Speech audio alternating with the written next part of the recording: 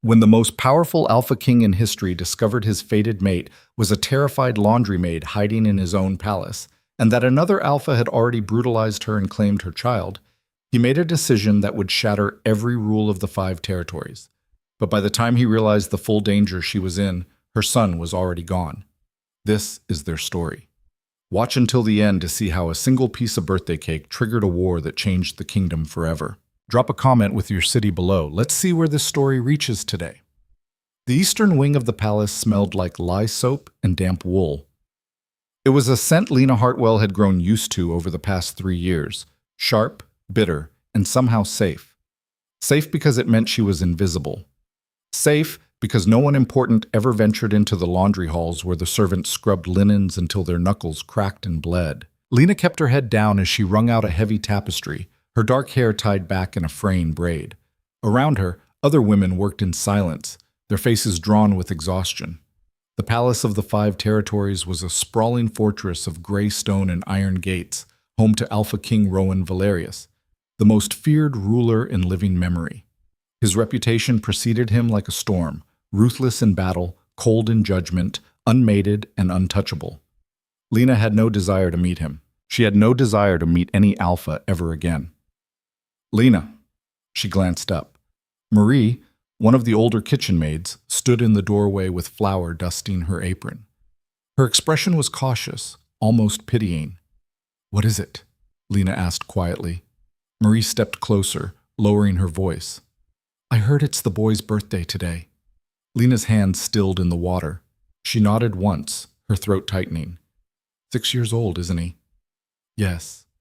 Marie hesitated, then reached into her pocket and pulled out a small cloth bundle. There was leftover almond cake from the officers' hall. "I saved a piece. It's not much, but—" Lena's eyes burned. She took the bundle carefully, as if it were made of glass. "Thank you, Marie. Truly." The older woman squeezed her shoulder. "He's a good boy. He deserves something sweet." Lena nodded, unable to speak. She tucked the cake into her apron and returned to her work, blinking back tears. It was just a scrap of cake, just a small kindness. But it was all she could give Eli today. Her son, her entire world. The boy she had run across 2 territories to protect. What Lena didn't know, what she couldn't have known, was that she was being watched.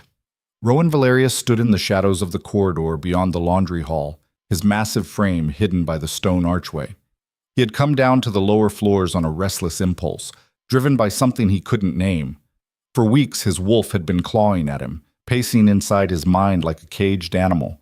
It was a sensation he'd never experienced before, urgent, insistent, maddening.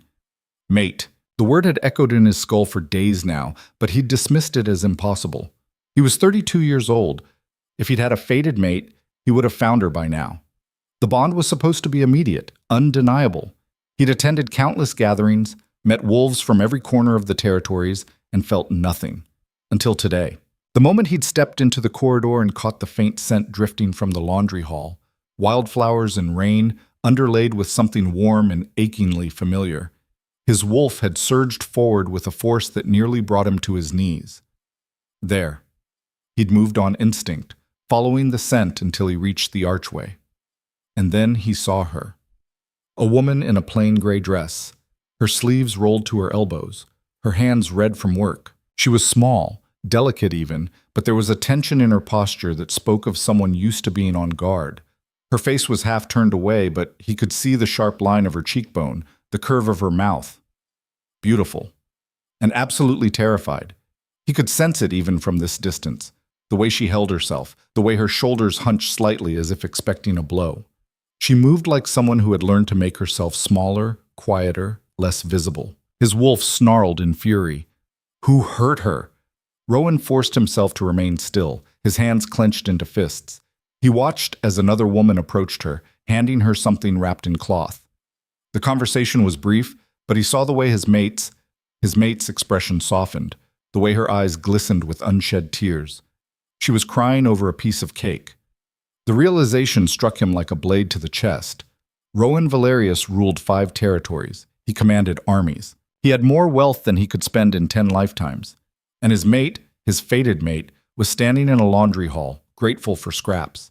The injustice of it ignited something primal in him.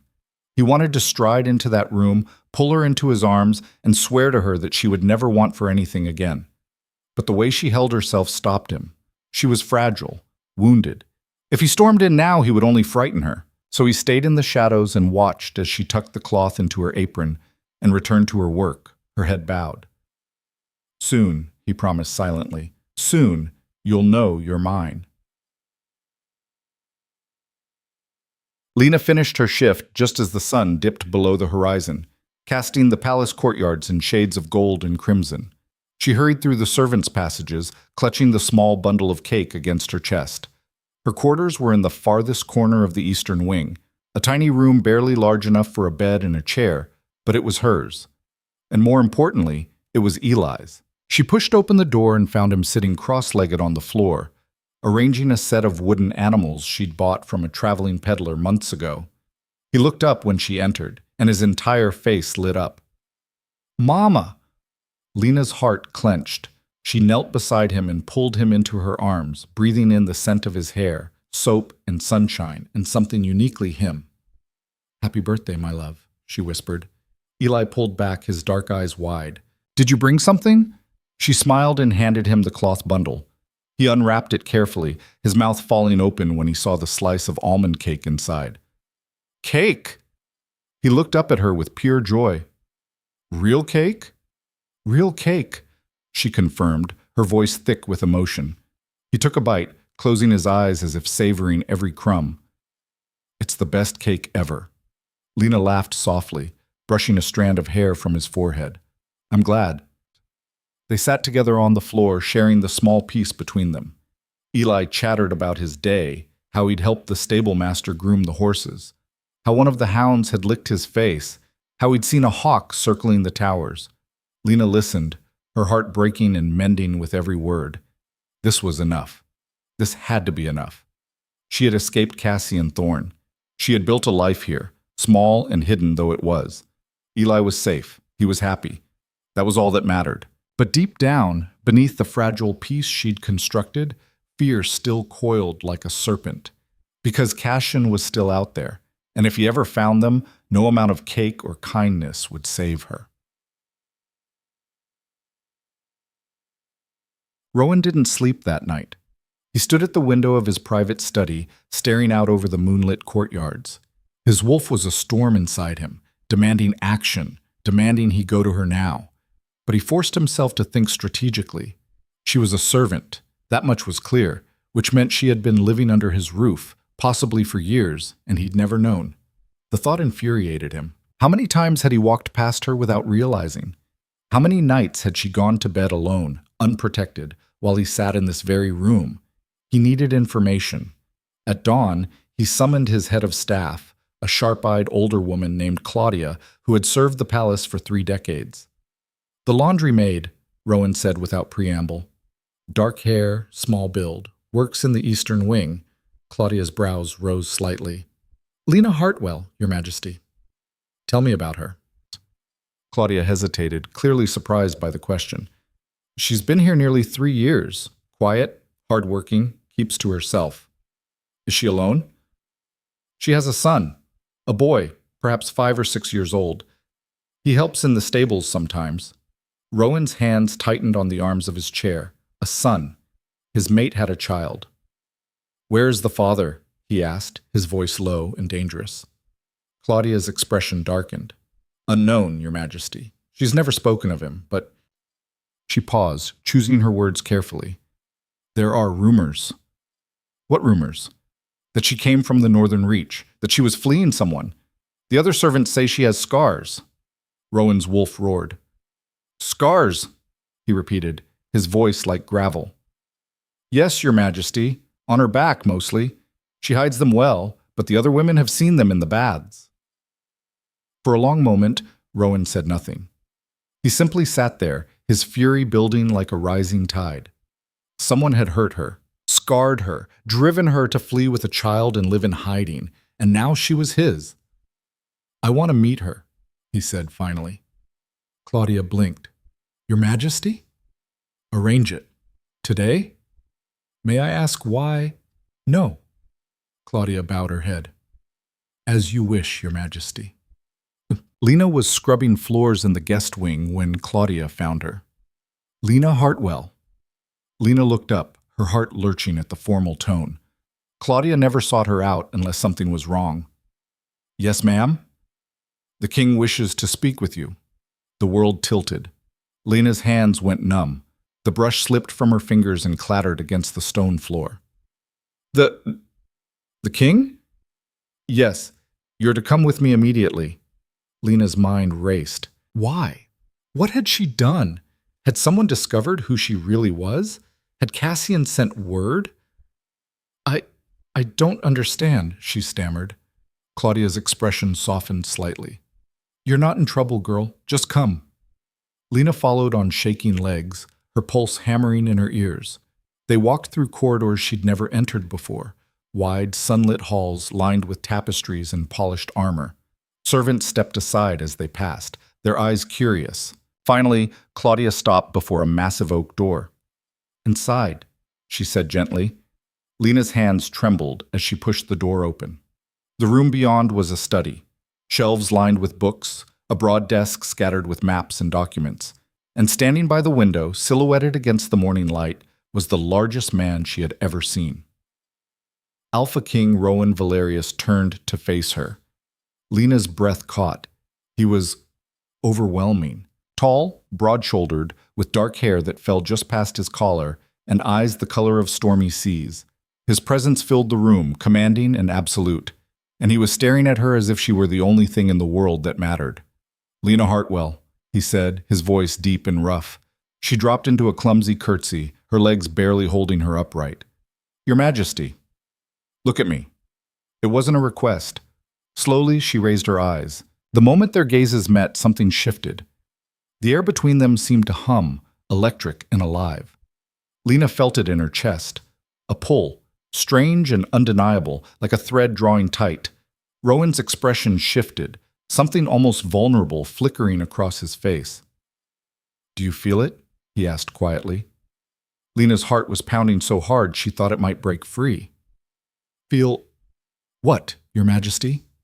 He took a step closer, and she forced herself not to retreat. The bond, he said. You're my mate. The words hit her like a physical blow. No, this couldn't be happening. She shook her head, stumbling backward. No, that's not possible. It is, Rowan said, his voice firm but not unkind. I know you feel it too. Lena's hands flew to her mouth. Panic surged through her, cold and suffocating. She couldn't be his mate. She couldn't be anyone's mate. She had Eli. She had a life, small and hidden though it was. She couldn't afford to be seen. She couldn't afford to be claimed. I need to go, she choked out. Lena, please, Your Majesty. I have work. She turned and fled before he could stop her, her vision blurring with tears. Behind her, Rowan stood frozen, his wolf howling in anguish as his mate ran from him. But he didn't chase her, not yet, because he could see the terror in her eyes. And he knew, with absolute certainty, that someone had broken her long before he'd found her. And whoever that someone was, they were going to pay. Lena made it back to her quarters before she collapsed. She sank onto the edge of the bed, her entire body shaking. Her mind was a whirlwind of panic and disbelief. The king, the Alpha King, her mate. It was impossible, and yet she'd felt it. That pull, that undeniable recognition. But it didn't matter. It couldn't matter. Because if Rowan Valerius claimed her, the entire kingdom would know her name. Her face would be public, and Cassian Thorne would find her. And when he did, he would take Eli. Lena pressed her hands over her face, biting back a sob. She had spent 3 years building this fragile safety. 3 years keeping her head down, staying invisible, praying that Cassian had forgotten about her. And now, in a single moment, it was all crumbling. A knock sounded at the door. Lena's heart stopped. Mama? Eli. She wiped her eyes quickly and opened the door. Her son stood there, dirt smudged on his cheek, holding a bundle of wildflowers. I picked these for you, he said shyly. Lena's heart shattered. She pulled him into her arms, holding him tight. Thank you, sweetheart, she whispered. They're beautiful. Eli hugged her back, his small arms warm and solid. And in that moment, Lena made a vow. She would protect him, no matter what, even if it meant running from the most powerful alpha in the 5 territories, even if it meant walking away from her fated mate. Rowan didn't summon her again that day. Instead, he sent Claudia with a message. I will not force you, but I will not give up. And true to his word, he began a campaign unlike any the palace had ever seen. The next morning, Lena found a new cloak folded on her doorstep, soft wool lined with fur. The day after, a basket of fresh bread and honey appeared. The day after that, a set of wooden toys for Eli. Each gift was accompanied by a simple note. You are not alone. Lena didn't know whether to laugh or cry. The Alpha King was courting her, and the most terrifying part? A small, traitorous part of her wanted to let him. It was Eli who forced the issue. A week after Rowan's first summons, Lena returned to her quarters to find her son missing. Panic seized her immediately. She tore through the servant's wing, demanding answers, her heart hammering in her chest. Finally, one of the stable boys pointed toward the northern gardens. He's with the king, ma'am. Lena's blood ran cold. She sprinted through the courtyards, her mind racing with 1,000 horrors. And then she saw them. Rowan Valerius, the most feared alpha in the 5 territories, was sitting cross-legged on the grass, and beside him, laughing with pure delight, was Eli. They were building something together, a castle made of sticks and stones. Lena stopped in her tracks, her breath catching. Rowan looked up and met her eyes, and in that moment she saw something that shattered every defense she'd built. He wasn't looking at Eli like a burden. He was looking at him like he mattered, like he was precious. Eli spotted her and waved. Mama, look, the king is helping me build a fort. Rowan stood slowly, brushing dirt from his hands. His expression was calm, but his eyes were intense.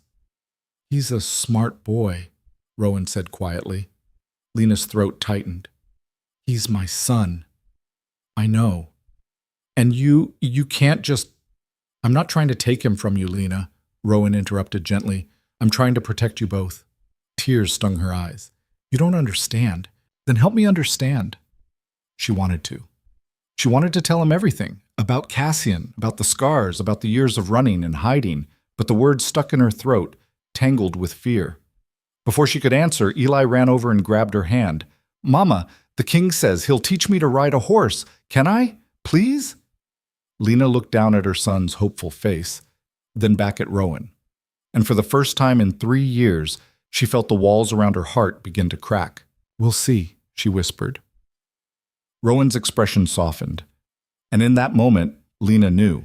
Running was no longer an option, because her son had already chosen. And deep down, so had she. The decision to allow Eli riding lessons felt like stepping off a cliff. Lena stood at the edge of the training yard 3 days later, her arms wrapped tight around herself as she watched Rowan lift her son onto the back of a gentle mare. The morning sun cast long shadows across the packed earth, and the air smelled of hay and leather. Eli's laughter rang out clear and bright as the horse took its first careful steps, Rowan's large hand steady on the reins. Mama, look, I'm riding! Lena forced a smile, her heart in her throat. She knew what this meant. Every moment Eli spent with the king, every public appearance, every smile that crossed her son's face in Rowan's presence, it was a thread being woven into a tapestry she couldn't unravel.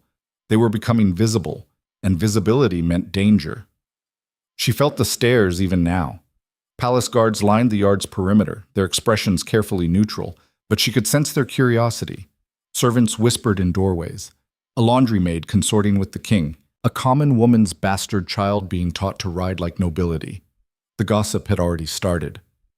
He's a natural, Rowan called to her, his voice carrying across the yard. There was pride in his tone, unmistakable and genuine. Lena's throat tightened. She managed a nod. When the lesson ended, Rowan walked Eli back to her, the boy chattering excitedly about horses and saddles and how high he'd sat. Rowan's hand rested briefly on Eli's shoulder, a gesture so natural it made Lena's chest ache. Same time tomorrow? Rowan asked, looking at Lena. She hesitated. Every instinct screamed at her to refuse, to pull Eli back into the shadows where they'd been safe. But Eli was looking up at her with such hope, such pure joy that the word no died on her lips. Yes, she whispered. Rowan's expression softened. Thank you. As they walked away, Eli's hand in hers, she heard the whispers begin. Did you see the way he looked at her? A servant, can you imagine? And that child, whose is he really? Lena's fingers tightened around Eli's. She kept her head down and walked faster. That night, lying in the narrow bed with Eli curled against her side, she stared at the ceiling and tried to calculate how much time she had left. How long before word spread beyond the palace walls? How long before someone mentioned the laundry maid and her son to a traveler from the northern reach? How long before Cassian Thorne heard the rumors? 3 years. She'd had 3 years of peace. She was terrified it was about to end. Rowan knew he was pushing too hard. He saw it in the way Lena flinched when he approached, the way her shoulders tensed whenever anyone looked at her too long. His mate was running on pure fear, and every instinct in him roared to fix it, to eliminate the threat, to make her feel safe. But he couldn't fight an enemy he didn't understand, so he did something he rarely did. He asked for help. Tell me about the Northern Reach, he said to Marcus, his head of intelligence, as they stood in the war room 2 weeks after he'd first met Lena. Marcus, a grizzled wolf with a scar across his jaw, raised an eyebrow. Specific region, Your Majesty? The ruling alphas, particularly anyone with a reputation for cruelty. Marcus's expression darkened. That's a long list. Narrow it down. Someone who might have claimed a woman against her will. Someone who would scar her. Understanding flickered in Marcus's eyes. This is about the servant. Her name is Lena, Rowan said sharply. And yes. Marcus was silent for a moment, then nodded slowly. There's one name that comes to mind. Cassian Thorne. He controls 3 townships along the northern border. Brutal bastard. There were rumors a few years back, something about a woman who disappeared. She was supposedly carrying his child, but no one ever saw her again. Rowan's hands clenched into fists. Where is he now? Still in the north. He's pledged loyalty to the crown, attends the annual summit, pays his taxes. On paper, he's a model vassal. And off paper? Marcus grimaced.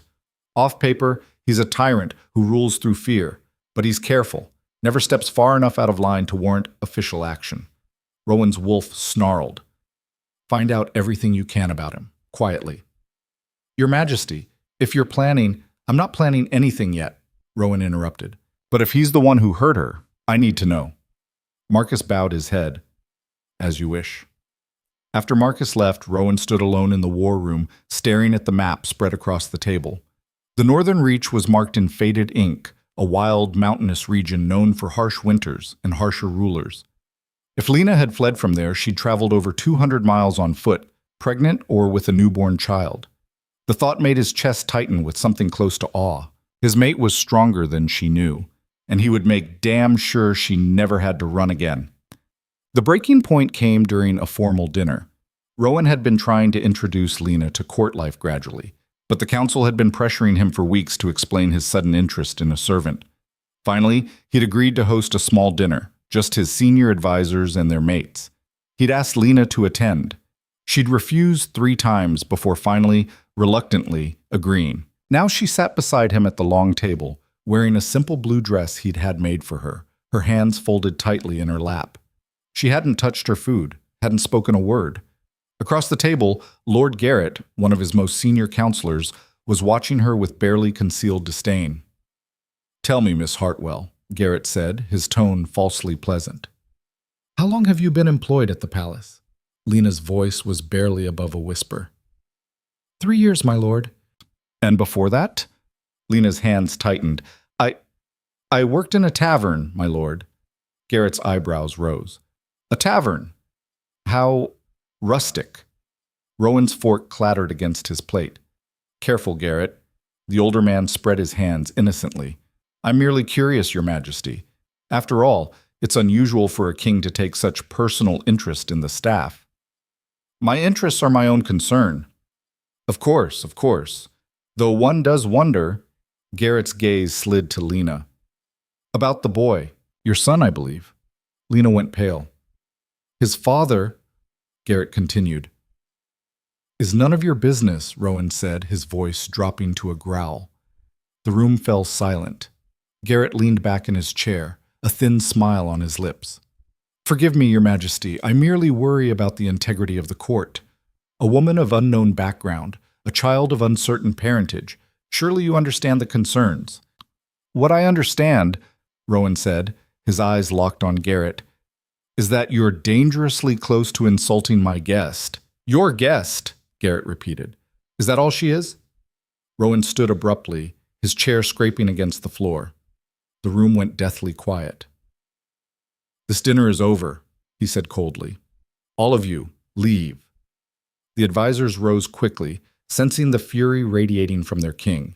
Garrett lingered for a moment, his expression smug, before finally bowing and departing. When the door closed, Rowan turned to find Lena standing as well, her face stricken. "I shouldn't have come," she said, her voice shaking. "I don't belong here. You belong wherever I say you belong," Rowan interrupted. "That's not how the world works. It's how my world works." Lena shook her head, tears spilling down her cheeks. "You don't understand. They're right to question me. I'm nobody. I'm just—" "You're my mate," Rowan said fiercely. "You're the mother of a brave, brilliant boy. You're a woman who survived something I can't even imagine and came out the other side strong enough to build a life from nothing. You are not just anything." Lena's breath hitched. "But they'll never accept me. And the more you push, the more danger you put us in." "What danger?" Rowan demanded. "Tell me. Let me help you." For a long moment, she said nothing. Then slowly she sank into a chair, her hands covering her face. "His name is Cassian Thorne," she whispered. Rowan went very still. He was the alpha of my home territory. When I turned 18, he decided I was his. I didn't get a choice, the bond. It wasn't there. He didn't care. He claimed me anyway, and when I resisted, Her voice broke. "He made sure I understood what happened to women who defied him." Rowan's vision blurred red. "I got pregnant," Lena continued, her voice hollow.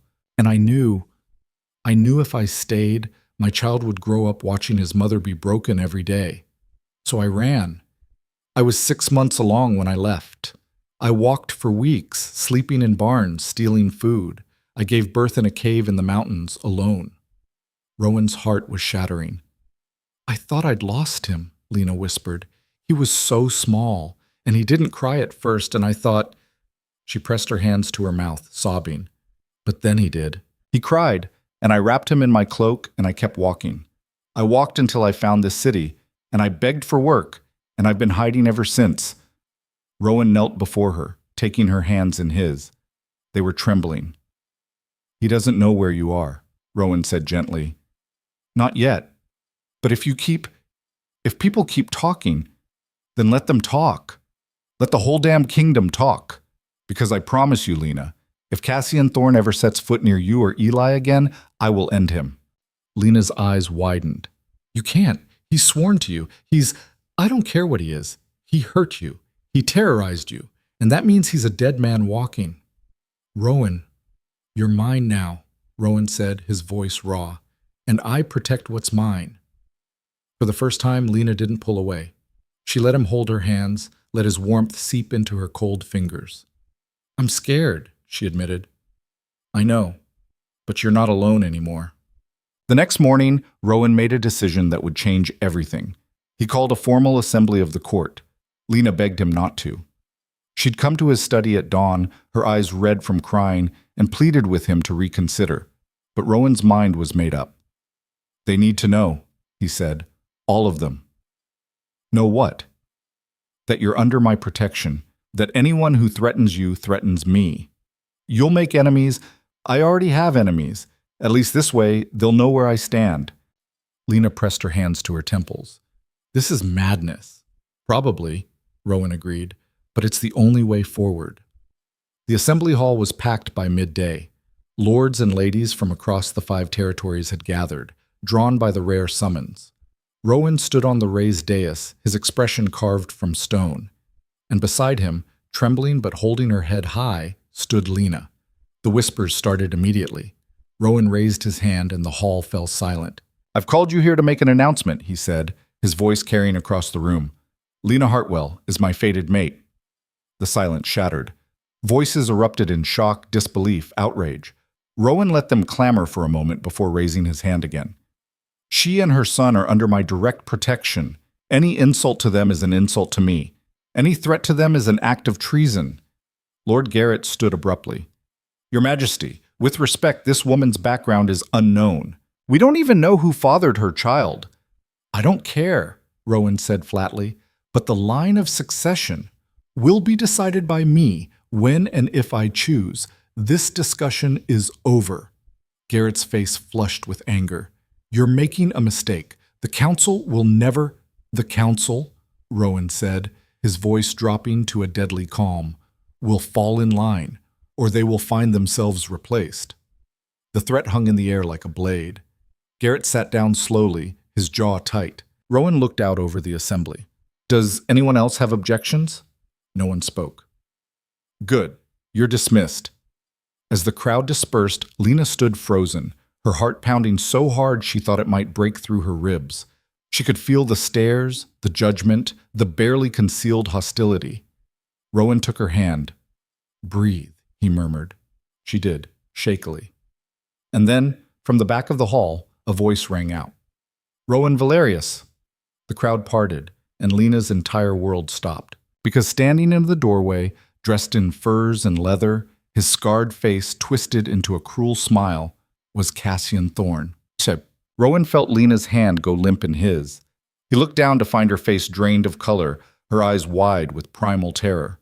She was staring at the man in the doorway as if he were death incarnate, and Rowan understood immediately. This was him. Cassian Thorne strode into the hall with the confidence of a man who believed himself untouchable. He was tall, broad-shouldered, with dark hair streaked with gray and a scar that ran from his temple to his jaw. His eyes were cold, calculating, and they were locked on Lena. Your Majesty, Cassian said, bowing with exaggerated deference. Forgive my late arrival. I was delayed on the road. Rowan's hand tightened protectively around Lena's. Lord Thorne, this is unexpected. I heard rumors of a formal assembly. I thought it my duty to attend.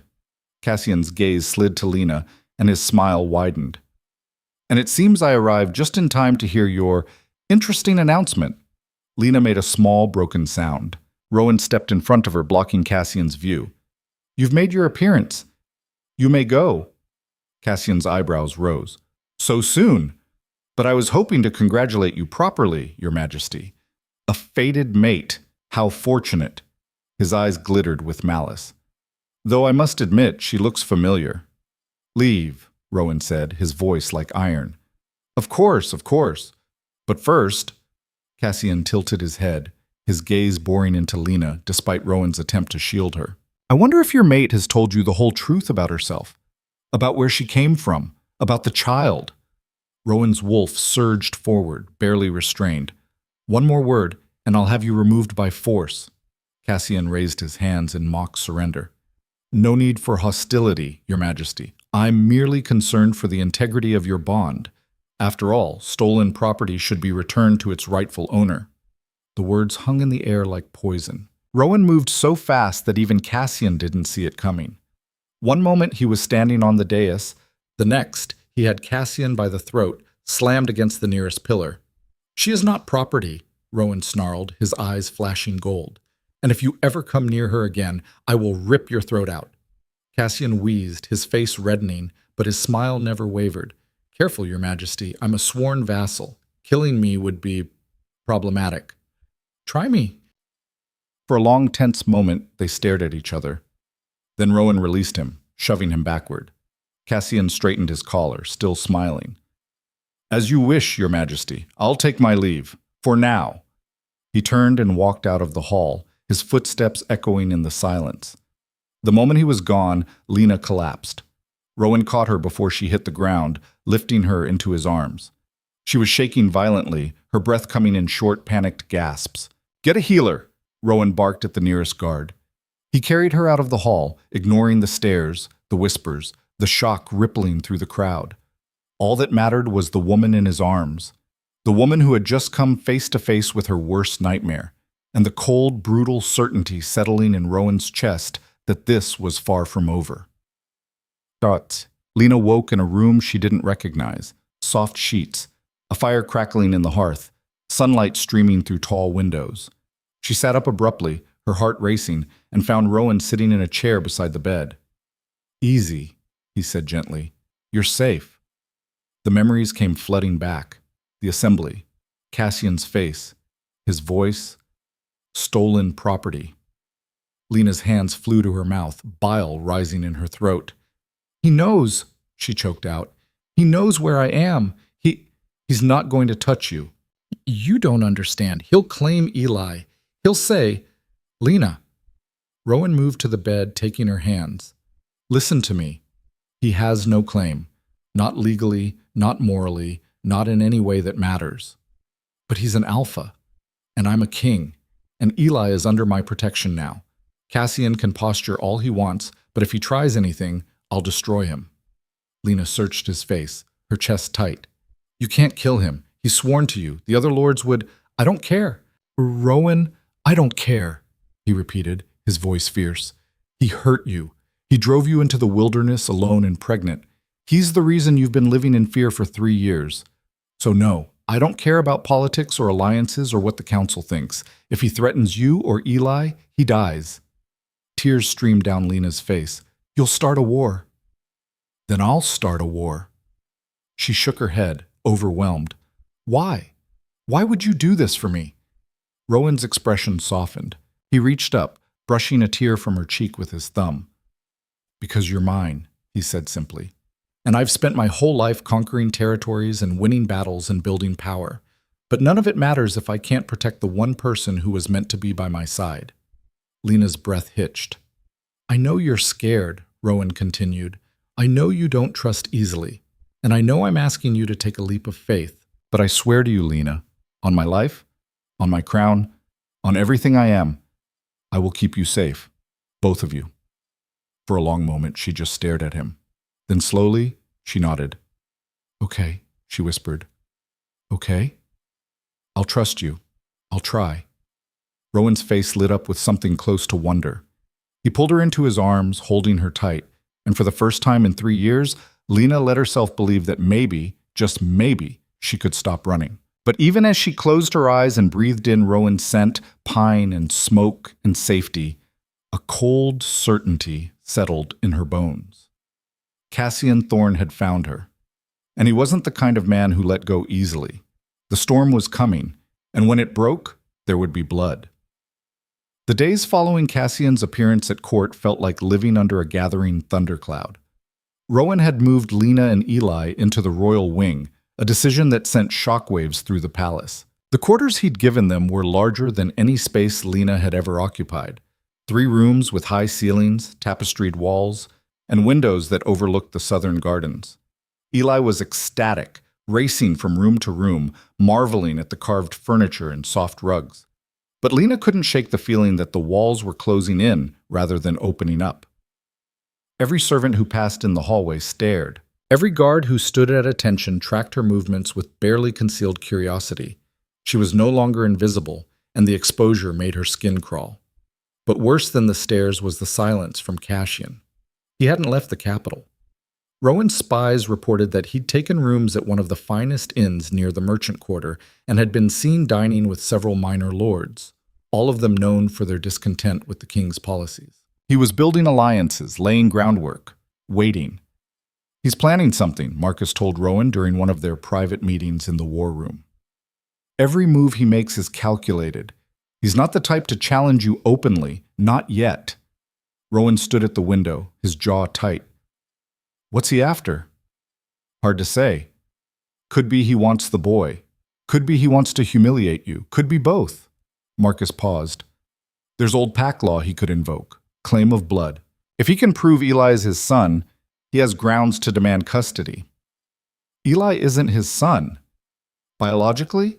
Maybe. Maybe not. But that's not what pack law cares about. If Cassian claimed Lena before the boy was born, and if she ran before formally dissolving the bond—" "There was no bond," Rowan growled. "He forced himself on her." "I know that. You know that. But can you prove it in front of the High Council?" Marcus's expression was grim. Pack law is old, Your Majesty. It doesn't always care about consent. It cares about claims and bloodlines and formal declarations. Rowan's fists clenched.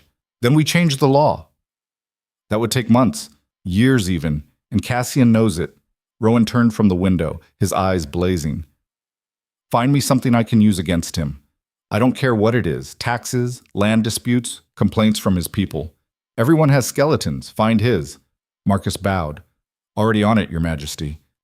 After Marcus left, Rowan remained alone in the war room, staring at the maps spread across the table. The northern reach glared back at him, a wild, lawless territory where alphas still ruled like feudal lords, where women had few rights and children even fewer. Lena had escaped from that, and he'd be damned if he let her be dragged back. Lena tried to build some semblance of normalcy for Eli's sake. She took him to the gardens in the mornings, helped him with his letters in the afternoons, tucked him into his new bed each night with stories and songs.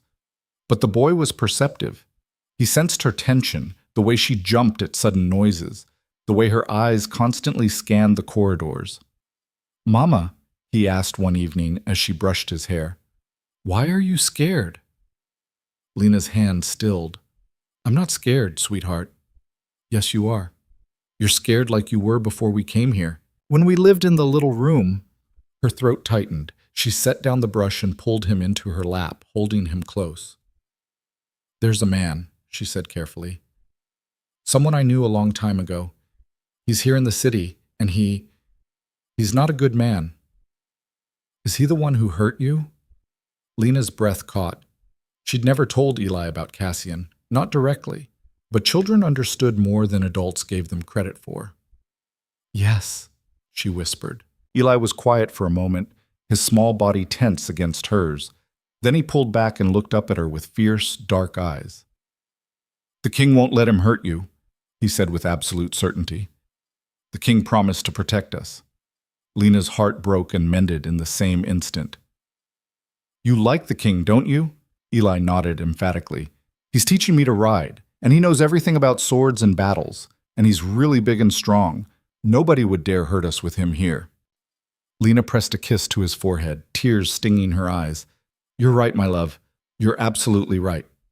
But later, after Eli had fallen asleep, she stood at the window and stared out at the darkened city beyond the palace walls, and wondered how long Rowan's protection would hold against a man like Cassian Thorne. The confrontation came sooner than anyone expected. It happened in the Great Hall during a public audience, a twice-weekly event where citizens could bring grievances before the king. Rowan had insisted Lena attend, wanting her visible at his side, a clear statement of her position. She dressed carefully in a gown of deep green, her hair braided and pinned. She felt like an imposter in the fine clothes, but Rowan's steady presence beside her on the dais helped quiet the worst of her nerves. The audience proceeded normally for the first hour. Disputes over land boundaries, requests for trade permits, a complaint about a corrupt tax collector.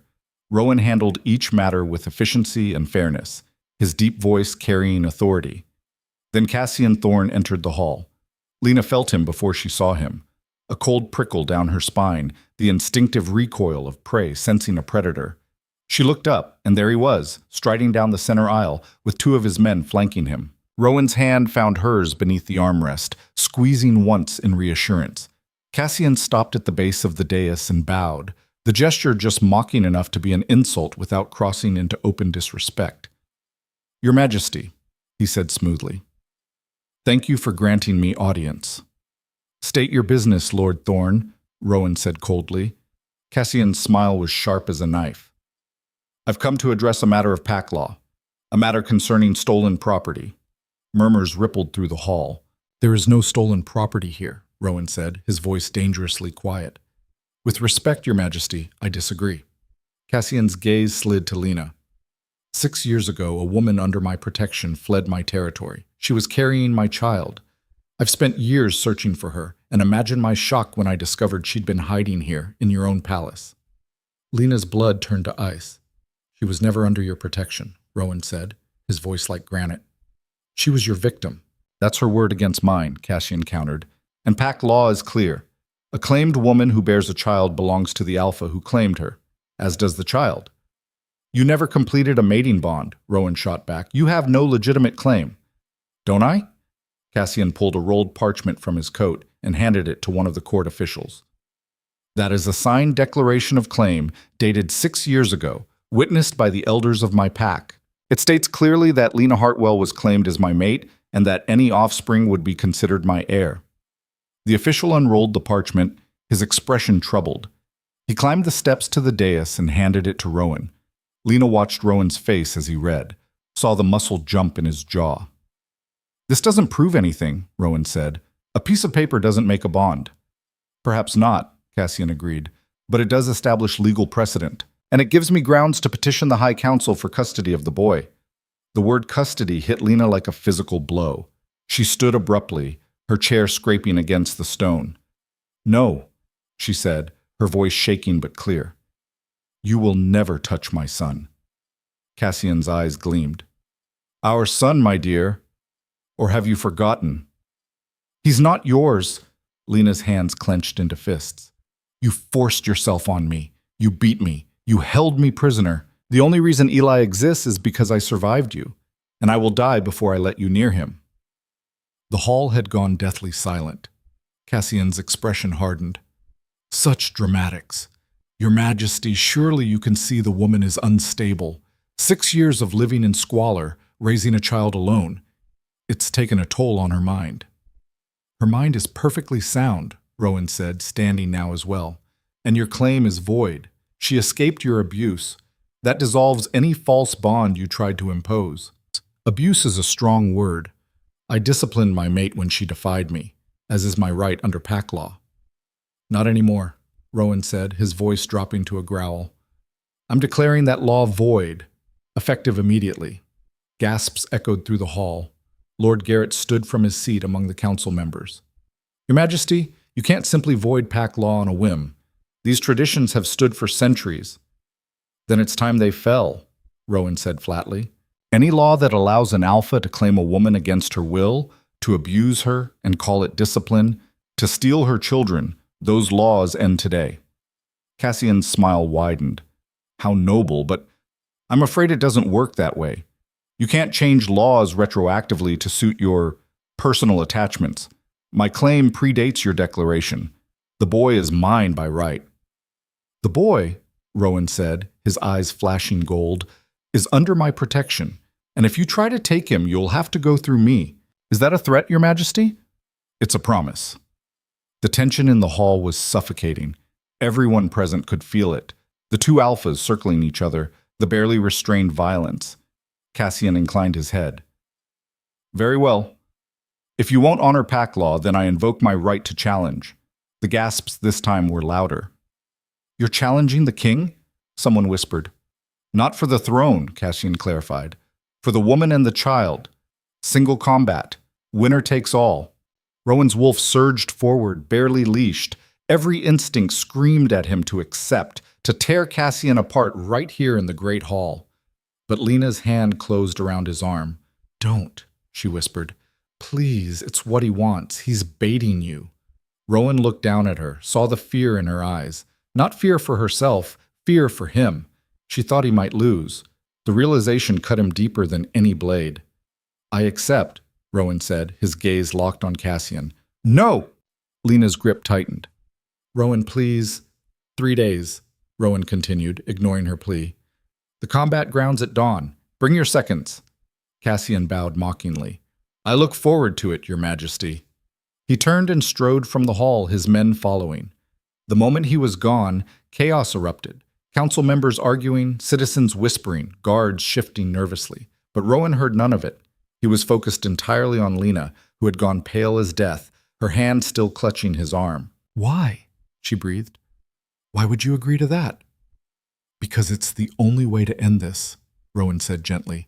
The only way to make sure he never comes near you or Eli again. You could die. I won't. You don't know that. Rowan cupped her face in his hands, forcing her to look at him. Yes, I do, because I have something to fight for. He's fighting for pride and possession. I'm fighting for you, for Eli, for our future, and that makes me stronger than he could ever be. Tears spilled down her cheeks. I can't lose you, not now, not when I just... She broke off, but Rowan understood. Not when I just started to believe. He pulled her into his arms, holding her tight despite the hundreds of eyes watching.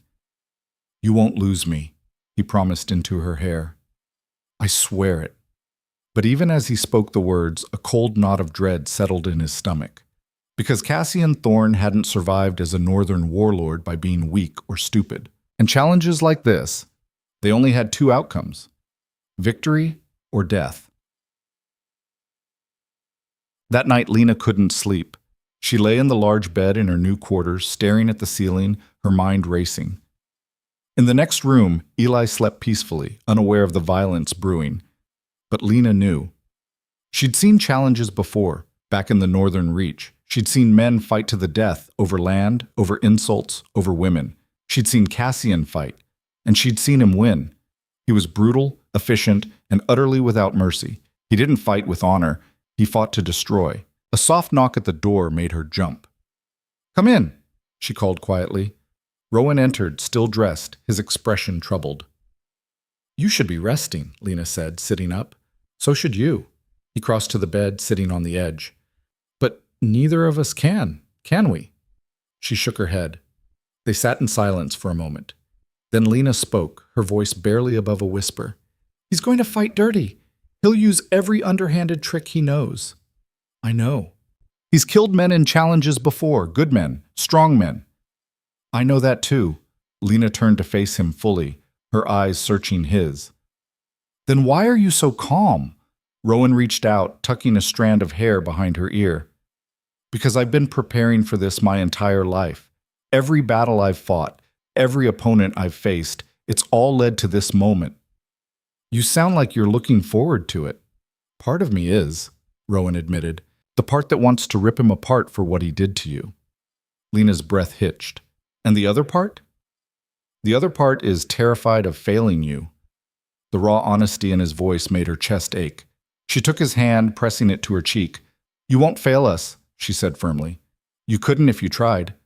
Rowan's eyes softened. You have more faith in me than I deserve. No. I have exactly as much faith as you've earned. She held his gaze. You found me when I was nothing. You protected me when I had no right to your protection. You claimed me in front of your entire court, knowing it would cause you nothing but trouble. You've given Eli a future I never dreamed possible. So no, Rowan Valerius, you don't get to doubt yourself now. For a long moment, Rowan just stared at her. Then he leaned forward and kissed her. It was gentle at first, tentative, as if he was afraid she might pull away. But Lena didn't pull away. She kissed him back, pouring every ounce of fear and hope and desperate belief into that single connection. When they finally broke apart, both breathing hard, Rowan rested his forehead against hers. Stay with me tonight, he whispered. Just stay. Lena nodded. They lay down together, fully clothed, wrapped in each other's arms. And for a few precious hours, they found peace in the warmth and the darkness and the steady rhythm of each other's breathing.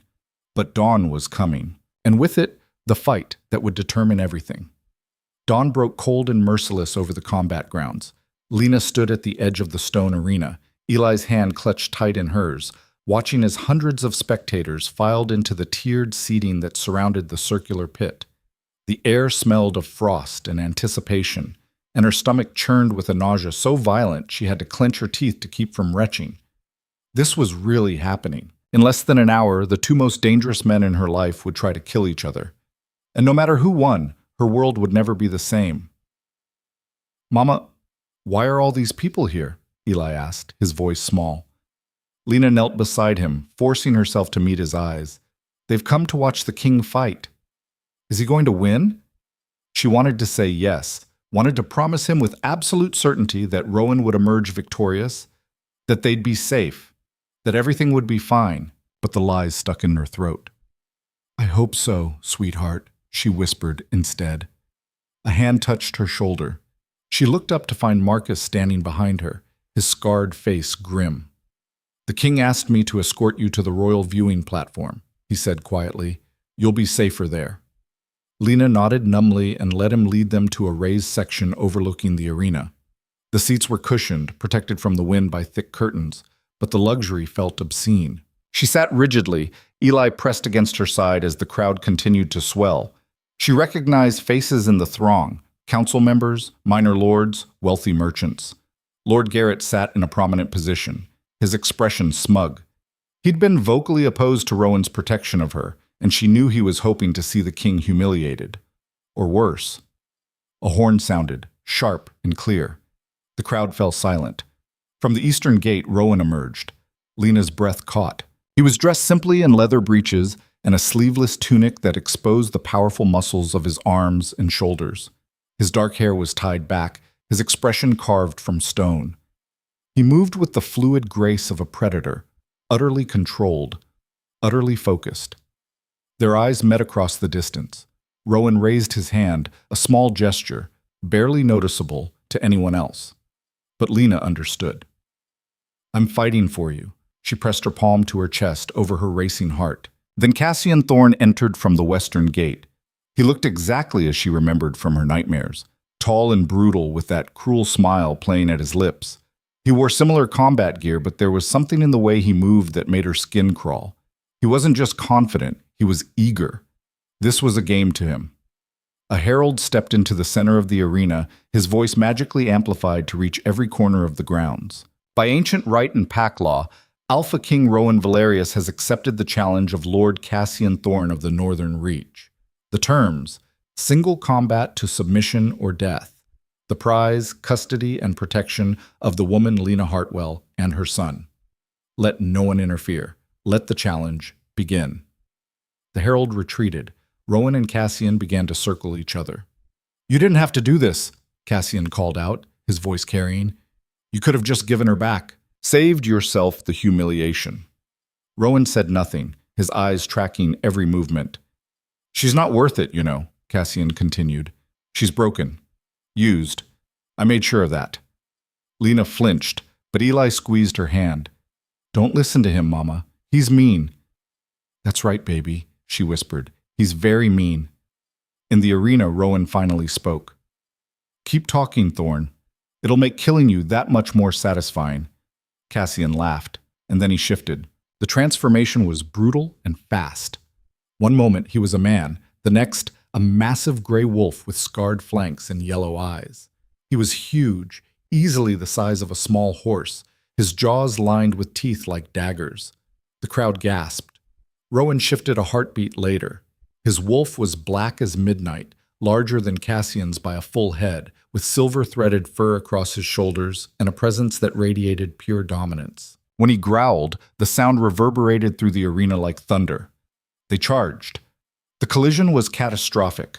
Bodies slammed together with enough force to crack bone, jaws snapping, claws tearing.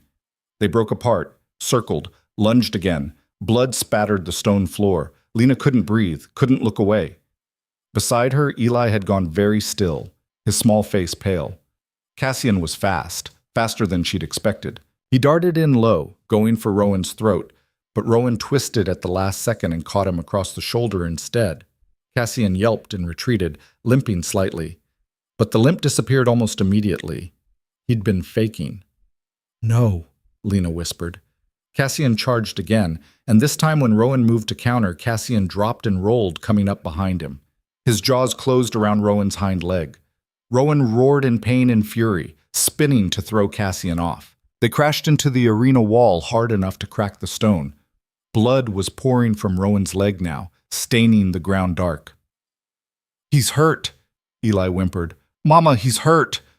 Lena pulled him against her, covering his eyes. "Don't watch, sweetheart. Don't watch." But she couldn't stop watching. Rowan was favoring his injured leg now, his movements slightly slower. Cassian circled him like a shark scenting blood, looking for another opening. "Your king is weakening," Lord Garrett said loudly from his seat, clearly intending for Lena to hear. "Perhaps he's not as invincible as he'd like us to believe."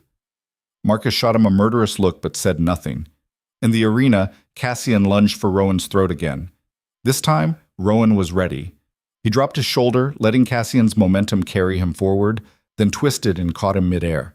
They went down in a tangle of fur and fury, rolling across the blood-slicked stones. When they separated, both were panting, both bleeding from multiple wounds. Rowan's wolf was magnificent, powerful and fierce, and utterly relentless. But Cassian was cunning, and he'd clearly studied Rowan's fighting style. Every time Rowan pressed an advantage, Cassian found a way to slip free, to redirect, to turn defense into attack. Minutes stretched into an eternity. The crowd was on its feet now, shouting, screaming, some cheering for Rowan, others, too many others, calling for blood. Cassian managed to get behind Rowan again, his jaws closing around the base of Rowan's neck. Lena screamed. The sound tore from her throat before she could stop it, raw and desperate. Eli was crying now, his face buried in her shoulder. But Rowan didn't go down. Instead, he did something Lena had never seen before. He shifted mid-fight, not fully, but partially. His wolf form rippled and changed, becoming something in between, something larger and more terrifying. His jaws elongated, his claws grew longer, and with a roar that shook the arena, he threw Cassian off him like a rag doll. Cassian hit the ground hard and didn't get up immediately. Rowan stood over him, massive and bleeding and absolutely dominant. The crowd had gone silent. For a moment, Lena thought it was over. Then Cassian rolled to his feet and pulled a blade from somewhere in his shifted form.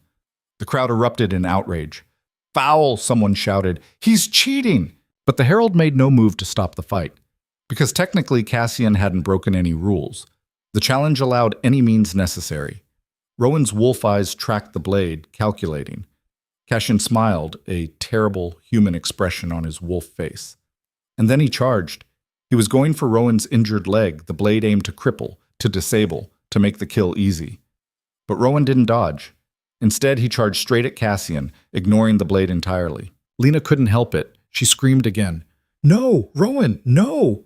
The blade slashed across Rowan's ribs, cutting deep. Blood sprayed, but Rowan's jaws closed around Cassian's throat with the force of a steel trap. They went down together, and this time when they hit the ground, only one of them got back up. Rowan stood slowly, breathing hard, blood pouring from the wound in his side.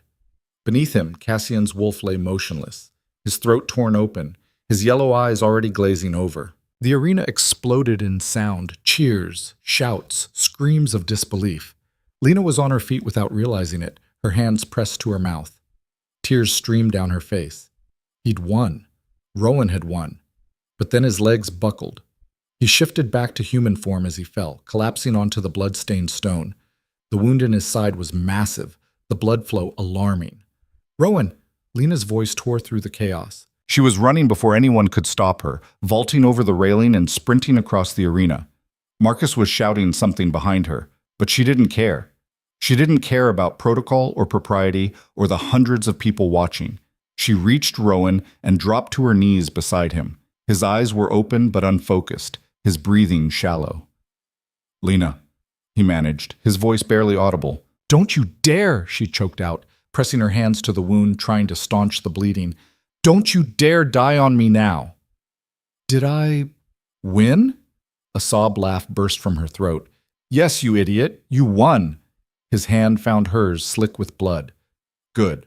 That's good." "Healer!" Marcus was bellowing as he reached them. "Get a healer now!" People were flooding into the arena. Guards, medical staff, council members. Someone tried to pull Lena away, but she snarled at them with such ferocity they backed off. A healer arrived, a stern-faced woman with silver hair, and immediately began working on Rowan's wound. Lena refused to let go of his hand. "He's lost a lot of blood," the healer muttered.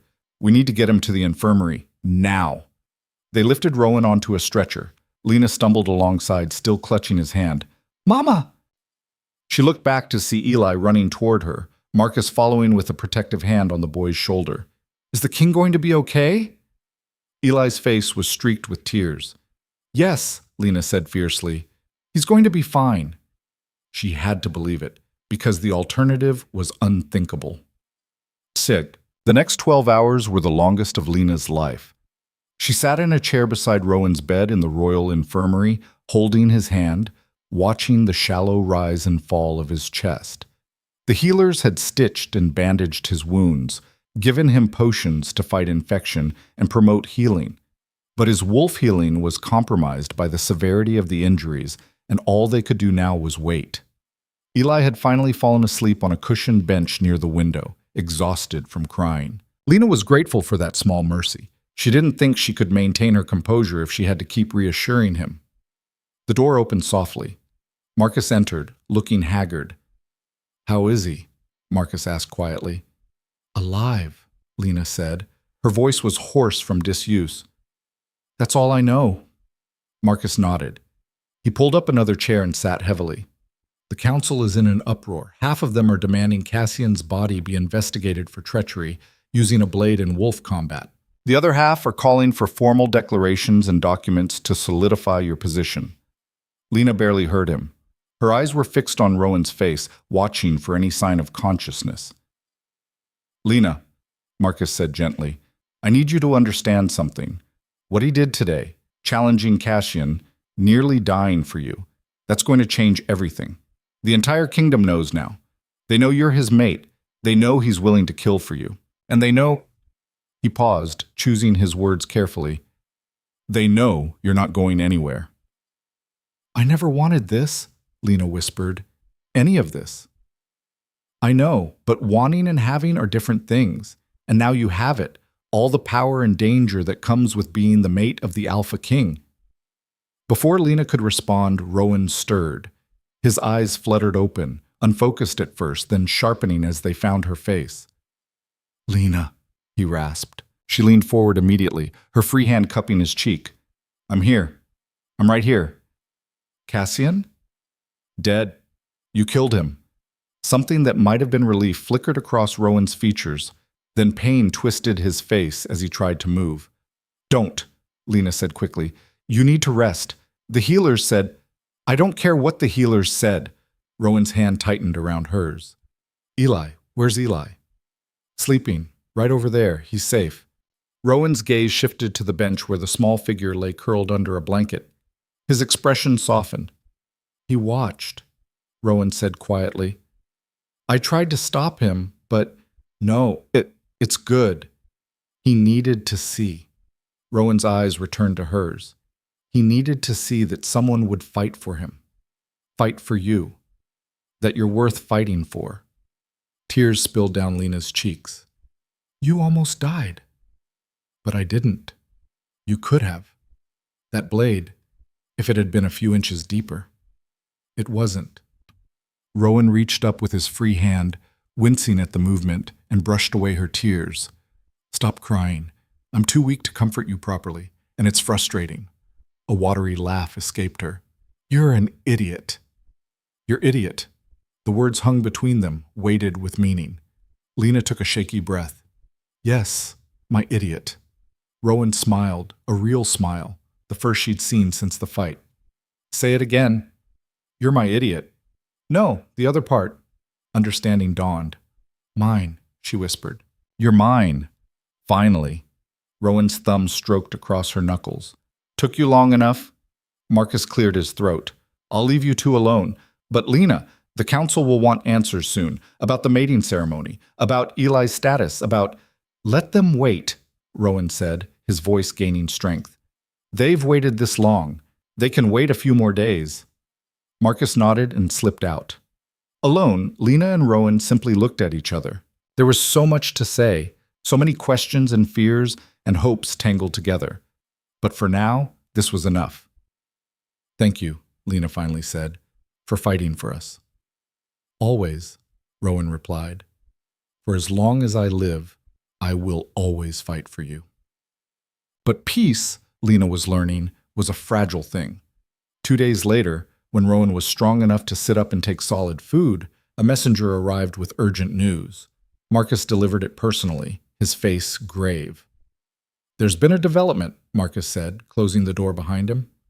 Rowan, still pale but healing rapidly now that his wolf had kicked into high gear, gestured for him to continue.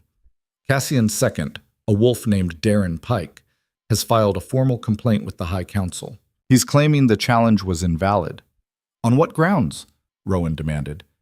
"He says Cassian was acting under false pretenses that he had additional information about the boy." Lena's blood ran cold. "What information?" Marcus hesitated, his eyes flicking to her. "He claims to have a witness. Someone who was present when he claimed you. Someone who can testify that you never resisted, that the bond was consensual, and that Eli is legitimately Cassian's heir. That's a lie, Lena said, her voice shaking. I fought him. I know, Marcus said quickly. We all know. But this witness, if they testify before the High Council, then they'll question the validity of my protection, Rowan finished, his eyes darkening. They'll argue that I killed a man who had legitimate rights to his mate and child. Exactly. Lena felt the world tilting again. Who is this witness? Marcus pulled out a folded paper and handed it to Rowan. A woman named Mira Blackwood. She claims to have been Cassian's housekeeper. The name hit Lena like a fist to the gut. Mira. She remembered her, a thin, sharp-faced woman who'd served Cassian loyally, who'd watched Lena's suffering with cold indifference, who'd held Lena down once while Cassian. Lena's stomach heaved. She pressed a hand to her mouth, forcing down the nausea. Lena? Rowan's voice was sharp with concern. She's lying, Lena managed. Whatever she says, she's lying. Cassian probably paid her, or threatened her, or… I believe you, Rowan said firmly. But the council won't care about belief. They'll want proof. How do we prove what happened 6 years ago? Lena's voice rose in panic. It was just him and me. There were no witnesses to what he did. No one who would have spoken up, even if there were. Then we discredit her, Rowan said. We find holes in her story. We find people who knew her, who can testify to her character. Your Majesty, Marcus interrupted gently. The hearing is in 3 days. We don't have time for a full investigation. Silence fell over the room. Lena felt the walls closing in. They'd won the physical battle, but now they were facing something worse, a legal one, where truth mattered less than testimony, where her word as a former servant counted for nothing against a sworn statement from Cassian's household. There has to be something, she said desperately, some way to prove… She stopped abruptly. What? Rowan asked, watching her intently. Lena's mind was racing. The scars. I have scars from what he did. The healers here have seen them. They can testify to their age, their severity. Marcus nodded slowly. That's something. Not definitive, but it helps establish a pattern of abuse. And there's more, Lena continued, her thoughts tumbling over each other. When I escaped, I stole food from his kitchen. There were servants who saw me, who knew I was running. They might remember. 6 years is a long time, Marcus said quietly. Those servants could be anywhere by now. Then we find them, Rowan said, his voice taking on the tone of absolute command. We have 3 days. Use every resource at our disposal.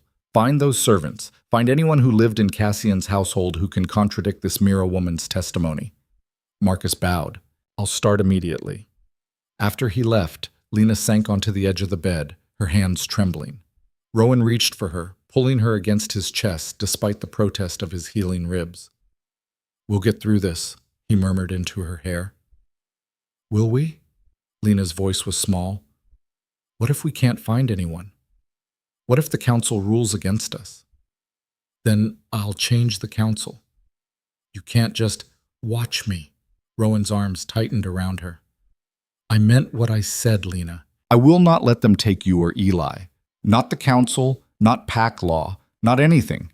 If I have to burn this entire kingdom to the ground and rebuild it from scratch, I will. The fierce certainty in his voice should have frightened her. Instead, it made something warm and molten bloom in her chest. I love you, she whispered. The words slipped out before she could stop them, raw and true and terrifying. Rowan went very still. Then he pulled back just enough to look at her face, his eyes searching hers. Say that again. Lena swallowed hard. I love you. I think I've been falling for weeks, but I was too scared to admit it. And now with everything that's happened, I needed you to know. Rowan's hand came up to cup her cheek, his thumb brushing across her lower lip. I love you too. From the moment I saw you in that laundry hall, I was yours, and I will be yours until the day I die. He kissed her then, slow and deep and full of promise. And for a few precious moments, the fear and uncertainty faded away, leaving only the two of them and the bond that had been forged through fire and blood and impossible odds. But the respite was short-lived. The next 2 days were a blur of frantic activity. Marcus and his team scoured the northern reach, tracking down former servants, interviewing anyone who might have information. Meanwhile, Rowan met with his loyalists on the council, shoring up support, making it clear that any vote against Lena would be taken as a personal betrayal. The tension in the palace was suffocating. Lena tried to keep Eli distracted, but the boy was perceptive enough to know something was wrong. He'd become clingy, rarely leaving her side, asking repeatedly if the bad man was really gone. "He's gone, sweetheart," Lena assured him for the 100th time. "The king made sure of it." "Then why are you still scared?" Lena's heart clenched. "I'm not." "Yes, you are. I can feel it." She pulled him into her lap, holding him close. "You're right. I am scared. But not of the bad man. He can't hurt us anymore." Then what? How did she explain the High Council to a 6-year-old? How did she make him understand that sometimes the law was more dangerous than any single enemy? "I'm scared of people who don't know us," she said carefully. "People who might make decisions about our lives without understanding what we've been through." Eli was quiet for a moment, processing this. Then he looked up at her with those dark, solemn eyes. "The king will protect us," he said with absolute certainty. "He promised." Lena's throat tightened. "Yes, baby, he did." And she had to believe he could keep that promise.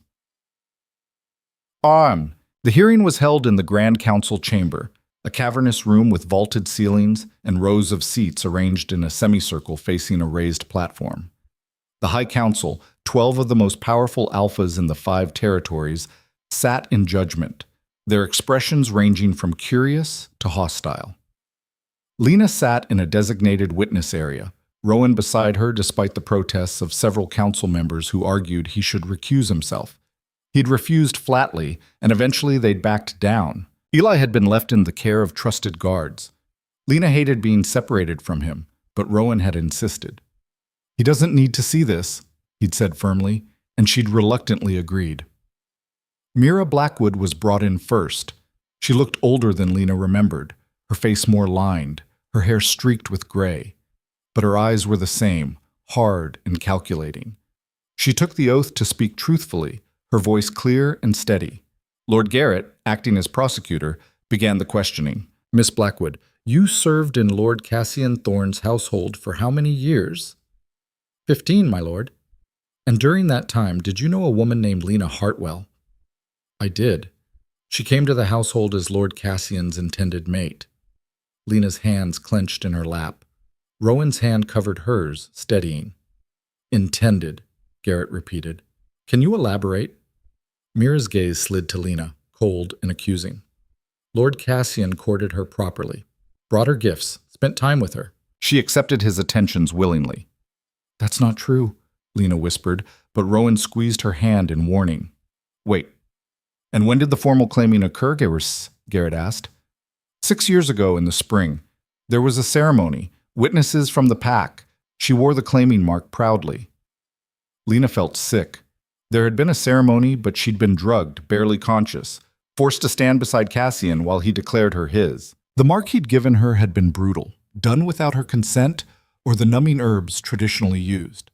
"And her demeanor during this time," Garrett pressed, "happy, content. She seemed pleased to be chosen by such a powerful alpha." The lies were suffocating. Lena wanted to scream, to leap up and call Mira the liar she was, but Rowan's grip kept her anchored.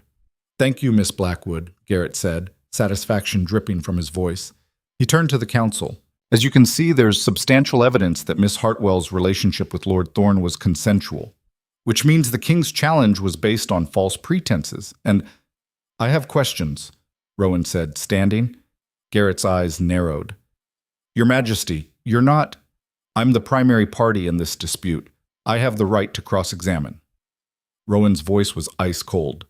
The head councilman, an ancient alpha named Aldrich, nodded slowly. "Proceed." Rowan approached Mira, and Lena saw the woman's composure flicker for just a moment. "Miss Blackwood," Rowan said quietly, "you said Lena wore the claiming mark proudly. Can you describe this mark?" Mira hesitated. It was on her shoulder. The traditional place. Left or right?" "Left." "And the design?" "Lord Cassian's family crest. A thorn vine." Rowan turned to the council. "The what?" "Lena, would you please show the council your shoulder?" Lena's heart pounded as she stood and moved to the center of the room.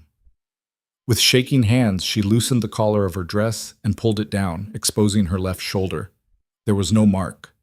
Gasps rippled through the chamber. "As you can see," Rowan said, his voice carrying, "there is no claiming mark on her left shoulder. In fact, there's no mark anywhere on her body that matches Miss Blackwood's description." Mira's face had gone pale. Perhaps I misremembered, or perhaps you're lying." Rowan's eyes were merciless. "Tell me, Miss Blackwood, how much did Cassian's allies pay you to come here today?" "I wasn't paid. I'm telling the truth." "Then explain the discrepancy." Maybe he marked her somewhere else. You said the traditional place. You were very specific." Rowan circled her like a predator. "Or maybe you were never actually present at this supposed ceremony. Maybe you're reciting a story Cassian told you to memorize." "No, I was there." "Then who else was there? Name another witness." Mira's mouth opened and closed. There were so many." "Name one." Silence. Rowan let it stretch, let the council see her floundering. Then he turned to Aldrich. "This woman is a paid liar, attempting to legitimize a dead tyrant's abuse. I move that her testimony be stricken from the record." "Wait!" Mira's voice cracked. "There's more! The boy, Eli, he's Cassian's son. I know because..." "Because what?" Rowan demanded. "Were you there when he was conceived? Do you have proof of parentage?" "His eyes! He has Cassian's eyes! Thousands of wolves have dark eyes. That proves nothing." Mira was desperate now, her carefully constructed lies crumbling. "He was pregnant when she left. Everyone knew." "Everyone knew she was pregnant," Rowan agreed. "But that doesn't make Cassian the father. It only proves he kept her imprisoned long enough for her to conceive, whether through force or..." His voice hardened. "Well, we all know what kind of man Cassian was." Aldrich raised his hand. "Enough. Miss Blackwood, you may step down. Your testimony has been noted, but given the inconsistencies, the council will weigh it accordingly." Mira stumbled from the witness stand, her face blotchy with anger and humiliation. Garrett stood quickly. "Your Grace, I have additional witnesses who can corroborate." "As do I," Rowan interrupted, "and mine actually have credible information." Marcus entered through a side door, and behind him came three people Lena had never expected to see again. Kitchen servants from Cassian's household, old friends who'd helped her escape. Her knees nearly buckled as she recognized them. Sarah, who'd slipped her food when Cassian withheld meals as punishment. Thomas, who'd left the kitchen door unlocked the night she ran. And Bess, who'd given her a cloak for the baby she was carrying. They testified one by one, their stories corroborating everything Lena had said. The abuse, the imprisonment, the terror. And finally, the desperate escape. When they finished, the chamber was silent. Aldrich looked down at Lena from his high seat, his ancient eyes unreadable. "Miss Hartwell," he said quietly. "Approach." Lena stood on shaking legs and walked to the center of the chamber. "You've endured a great deal," Aldrich said, "and it's clear that Lord Thorne was not the man his defenders have tried to portray. However, there remains the question of the boy." Lena's heart stopped. "Pack law is clear on matters of lineage," Aldrich continued. "If Eli is biologically Cassian's child, then technically his estate and titles should pass." "No," Lena said, her voice ringing clear and strong through the chamber. "Cassian Thorne has no claim to my son. Not biological, not legal, not moral. Eli is mine, and if this council tries to take him from me, you'll have to kill me first." The chamber erupted, but Lena didn't flinch. She stood there, chin raised, eyes blazing, every inch the mate of an alpha king. Rowan was beside her in an instant, his hand finding hers. "The boy is under my protection," he said, his voice cutting through the chaos. "He will be raised as my son. Anyone who challenges that challenges me directly." Aldrich studied them both for a long moment. Then, finally, he nodded. "Very well. Given the evidence presented, this council finds that Cassian Thorne's claim was invalid. Custody of the child Eli Hartwell is granted to his mother, Lena Hartwell, under the protection of Alpha King Rowan Valerius." Relief crashed through Lena so violently she nearly collapsed. Rowan caught her, holding her upright. "However," Aldrich continued, and Lena's relief turned to ice, There is one final matter. Miss Hartwell, you are the claimed mate of the Alpha King. But the bond has not been formally completed. Until a mating ceremony is performed and witnessed, your position, and the boys', remains legally precarious. Rowan's jaw tightened. When? 7 days. The ceremony must be performed within 7 days or the council reserves the right to revisit this matter. It was a power play, Lena realized. A way for the council to assert control, to remind Rowan that even a king had limits. But Rowan simply nodded. 7 days. It will be done. They left the chamber to a storm of whispers and speculation. But Lena barely heard any of it. Her mind was reeling, her emotions a tangled mess of relief and fear and exhaustion. The moment they reached Rowan's private quarters, her legs gave out. Rowan caught her, lifting her effortlessly and carrying her to the bed. "It's over," he murmured, sitting beside her. "You're safe. Eli is safe." "For now," Lena whispered. "But 7 days will be more than enough." Rowan's hand cupped her face. "We'll have the ceremony. We'll make it official. And then no one, not the council, not Cassian's ghost, not anyone, will ever be able to take you from me." Lena searched his eyes. "You're sure? Because once we do this, there's no going back. You'll be bound to me, a woman with no title, no family, nothing to offer." "You're offering me everything," Rowan interrupted fiercely. "A maid, a family, a reason to be more than just a king. That's everything, Lena." Tears slipped down her cheeks. "I'm still scared." "I know. But you don't have to be scared alone anymore." He kissed her then, tender and claiming all at once. And somewhere in the depths of the palace, in a guarded room filled with toys and books, a 6-year-old boy slept peacefully, unaware that his entire future had just been secured. Unaware that in 7 days, he would officially become a prince, and his mother would become a queen. But that night, as Lena fell asleep in Rowan's arms, she couldn't shake the lingering dread that had taken root in her chest. Because nothing in her life had ever come without a price, and she had a terrible feeling that the cost of her happiness hadn't been paid yet. Not fully. The price came due 3 days before the ceremony. Lena woke in the pre-dawn darkness to find Rowan's side of the bed empty and cold. She sat up, her heart already racing with instinctive dread. A sliver of light showed beneath the door to his study. She rose, pulled on a robe, and crossed the room on silent feet. She found him standing at his desk, fully dressed despite the hour, reading a letter. His face was carved from stone, but she could see the tension in every line of his body. "Rowan?" He looked up, and something in his expression made her stomach drop. "What's happened?" He held out the letter without a word. Lena took it with trembling fingers. The handwriting was elegant, formal. She read quickly, her blood turning to ice with every word. It was from Lord Garrett and 3 other senior council members. A formal petition demanding that the mating ceremony be postponed indefinitely pending a full investigation into Lena's background and character. They cited concerns about her unknown lineage, her questionable past, and the suspicious circumstances surrounding Cassian's death. But the real threat was in the final paragraph. If Rowan proceeded with the ceremony as planned, they would call for a vote of no confidence in his leadership. They had the support of 5 of the 12 council members, not enough to overthrow him outright, but enough to fracture the kingdom. "They're threatening civil war," Lena whispered. "They're bluffing," Rowan said, but his voice lacked conviction. "Are they?" Lena looked up at him. 5 council members, Rowan. That's nearly half. If they withdraw their support, their territories go with them. That's thousands of wolves, strategic border regions. I know what it means. "Then you know we can't do this." The words tasted like ash in her mouth. "We can't go through with the ceremony, not if it means tearing the kingdom apart."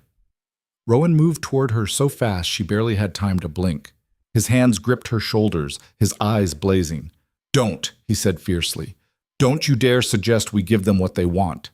I'm being realistic. You're being scared, and I don't blame you. But these men are bullies, Lena. They're testing me to see if I'll back down. If I do, they'll never stop pushing, and the next time they'll demand something worse." "What could be worse than war?" "Losing you." Rowan's hands gentled, sliding to cup her face. "Living the rest of my life knowing I let them take you from me. That's worse than any war." Lena's eyes burned. I won't let you destroy everything you've built for me. Then it's a good thing I'm not planning to destroy anything. A dangerous smile curved his lips. I'm planning to win. Rowan called an emergency council session for that afternoon. The atmosphere in the chamber was electric with tension. The 12 council members sat in their high-backed chairs, faces ranging from smugly confident to deeply concerned. Lord Garrett wore an expression of barely concealed triumph. Lena sat in the gallery with Marcus, her hands clenched white-knuckled in her lap. Rowan had forbidden her from speaking. "Let me handle this," he'd said, but every instinct screamed at her to intervene, to defend herself, to fight. Rowan stood at the center of the chamber, alone.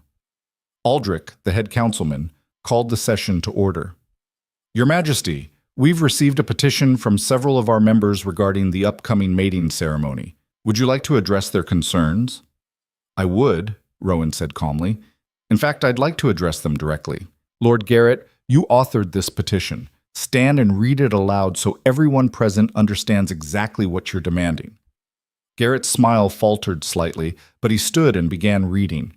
The words sounded even worse spoken aloud, thinly veiled accusations of impropriety, suggestions that Lena had somehow manipulated Rowan, demands for delays and investigations. When he finished, Rowan nodded slowly. "Thank you for that illuminating performance," Rowan said, his voice dripping with contempt. "Now let me be equally clear. The mating ceremony will proceed as scheduled in 4 days. Miss Hartwell's character and background are beyond reproach, as was demonstrated quite clearly at the custody hearing. And if any of you have the audacity to suggest otherwise, you'd better have evidence that doesn't consist of paid liars and manufactured scandal." "Your Majesty," another councilman, Lord Brennan, spoke up. "With respect, this isn't about Miss Hartwell's character. It's about stability. The kingdom needs a king who doesn't bow to political extortion," Rowan interrupted, "which is what this petition is. You're not concerned about stability. You're concerned about power. You don't like that I've chosen a mate who isn't from one of your carefully vetted noble families. You don't like that she's common-born, that she has a child from a previous situation, that she doesn't fit your narrow definition of what a queen should be. That's not," Garrett began. "I'm not finished." Rowan's voice cracked like a whip. "You've couched your prejudice and concerns about the kingdom, but we all know what this is really about. Control. You thought you could use my lack of a mate as leverage, as a way to maintain your influence over royal decisions. And now that I've found her, on my own terms, without your input or approval, you're panicking." The chamber had gone deathly silent. "So here's what's going to happen," Rowan continued. "The ceremony proceeds as planned.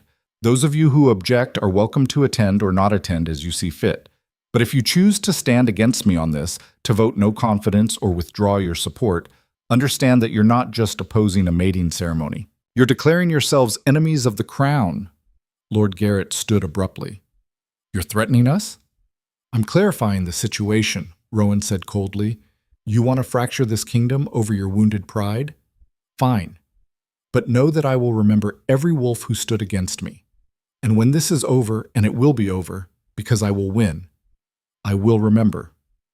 You can't possibly think—" "I've conquered 3 territories through force of arms," Rowan said quietly. "I've crushed rebellions, negotiated treaties, and built this kingdom from warring pacts into a unified nation. Do you really think a handful of disgruntled lords frightens me?" Garrett's face had gone purple. "You're being reckless. The people won't accept—" "The people," Rowan interrupted, "don't care who I mate with as long as I keep them safe and prosperous. Which I have. The only people who care are sitting in this room, and most of you are more concerned about your own positions than the welfare of the kingdom." He paused, letting his gaze sweep across the entire council. "But I'll make you a deal," Rowan said, "since you're so concerned about public opinion. Let's ask them." Aldrich frowned. "Ask them what?" "Whether they support this mating. I'll hold a public forum tomorrow. Anyone who wants to speak for or against it can do so. If the majority of citizens oppose it, I'll postpone the ceremony and submit to your investigation." Lena's heart stopped. What was he doing? Garrett's eyes gleamed. "And if they support it? Then you withdraw this petition, publicly acknowledge Lena as my mate, and swear your continued loyalty to the crown. All of you who signed this document." The council members exchanged glances. They clearly hadn't expected this. "That's highly irregular," Lord Brennan said slowly. "So is threatening your king with a vote of no confidence," Rowan replied. "Do we have an agreement?" Garrett smiled. "We do, Your Majesty. I look forward to hearing what the people have to say." As the council adjourned, Lena felt sick. Garrett looked too confident, too pleased. He knew something. He had to. Marcus escorted her back to the royal quarters, his expression troubled. "What is Garrett planning?" Lena asked. "I don't know, but His Majesty just took an enormous risk." When they reached the quarters, Rowan was already there, pacing. "Are you out of your mind?" Lena demanded the moment Marcus closed the door. "You just handed them exactly what they wanted." "I handed them a trap," Rowan corrected. "How? You can't possibly know what people will say at this forum, can't I?" Rowan's smile was sharp. "Lena, I've been king for 8 years. I know my people. I know what they value. And I know that most of them don't give a damn about bloodlines and noble ancestry. They care about strength, loyalty, and results." But Garrett wouldn't have agreed unless he thought he could win. Garrett thinks he can control the narrative.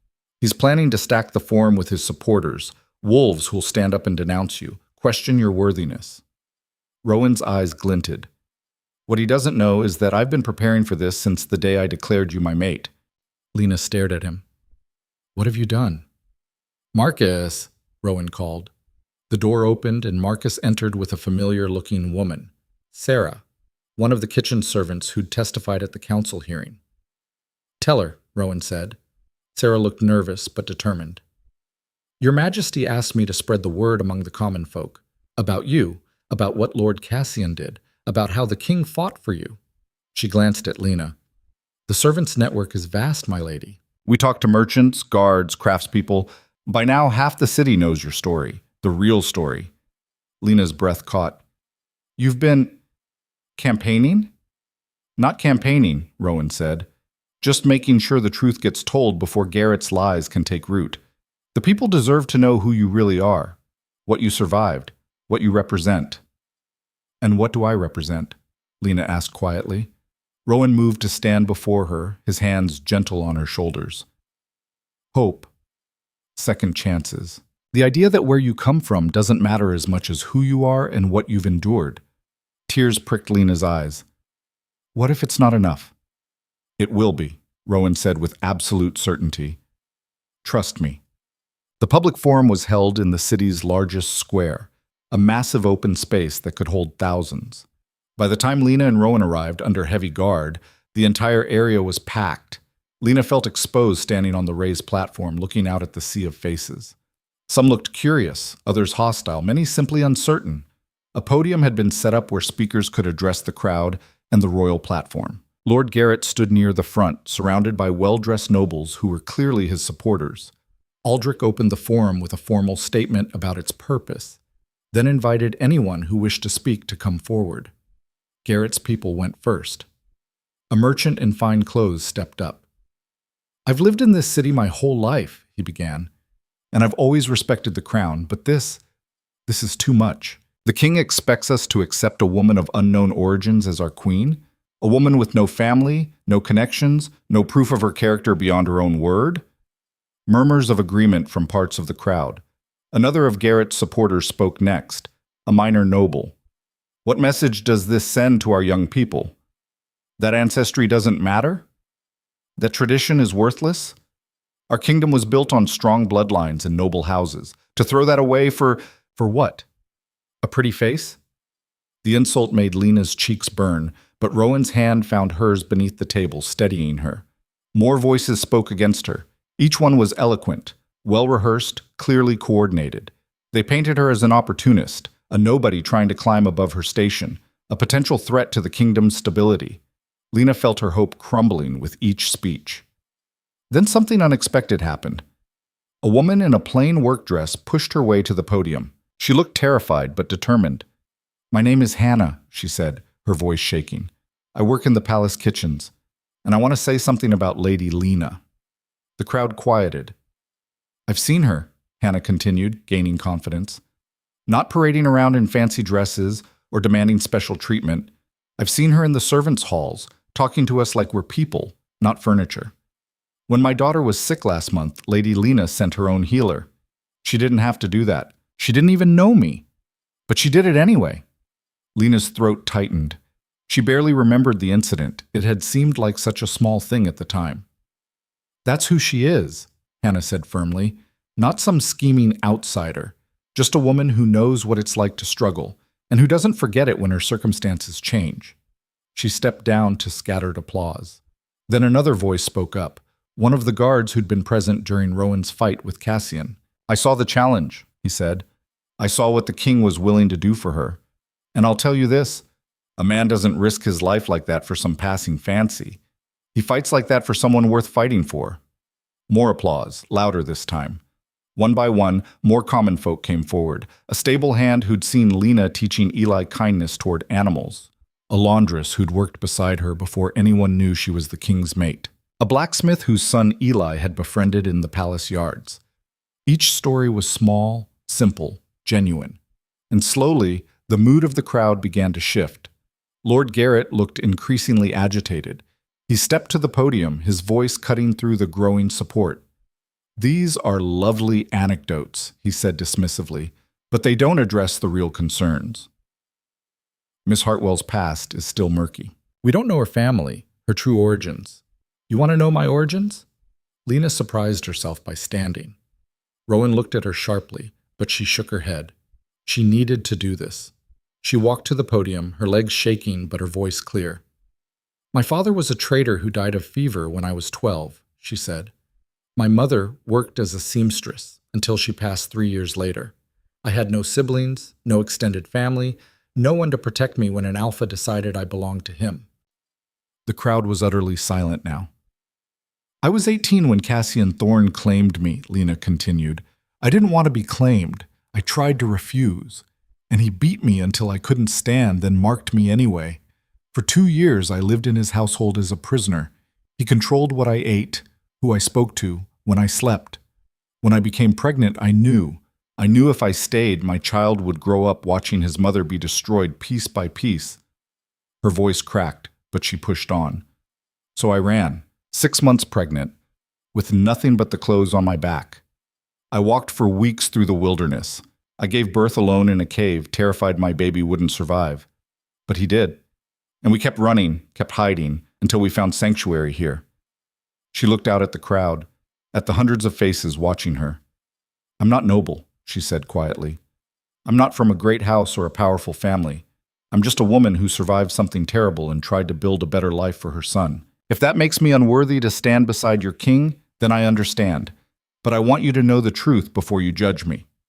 She stepped back from the podium, her hands trembling. For a moment, there was only silence. Then someone started clapping. It was Hannah, the kitchen maid. Then the guard joined in. Then the stable hand. Within seconds, the entire common section of the crowd was applauding. The sound swelled and grew, drowning out the scattered protests from Garrett's supporters. Lena stood frozen, tears streaming down her face. Rowan was beside her in an instant, pulling her against his chest as the crowd roared its approval. Aldrich raised his hands for silence. It took several minutes before the noise died down enough for him to speak. "I think," he said dryly, "we have our answer." Lord Garrett's face was ashen. "This is irregular. The vote wasn't properly—" "The people have spoken," Aldrich interrupted. "Overwhelmingly, I might add. Your Majesty, the Council's petition is hereby withdrawn. The mating ceremony will proceed as scheduled." Garrett opened his mouth to protest, but the look Rowan gave him could have melted steel. "Do you have something to say, Lord Garrett?" Rowan asked softly. Garrett's jaw worked. Finally, he bowed stiffly. "No, Your Majesty. The Council accepts the will of the people." "Good. Then I expect to see you at the ceremony. Front row." It was a clear command, not a request. Garrett nodded once and retreated into the crowd. As the forum dispersed, people surged toward the platform. Not threatening, but celebrating.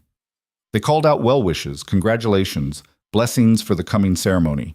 Lena felt overwhelmed, dizzy with the sudden reversal of fortune. "See," Rowan murmured in her ear. "I told you to trust me."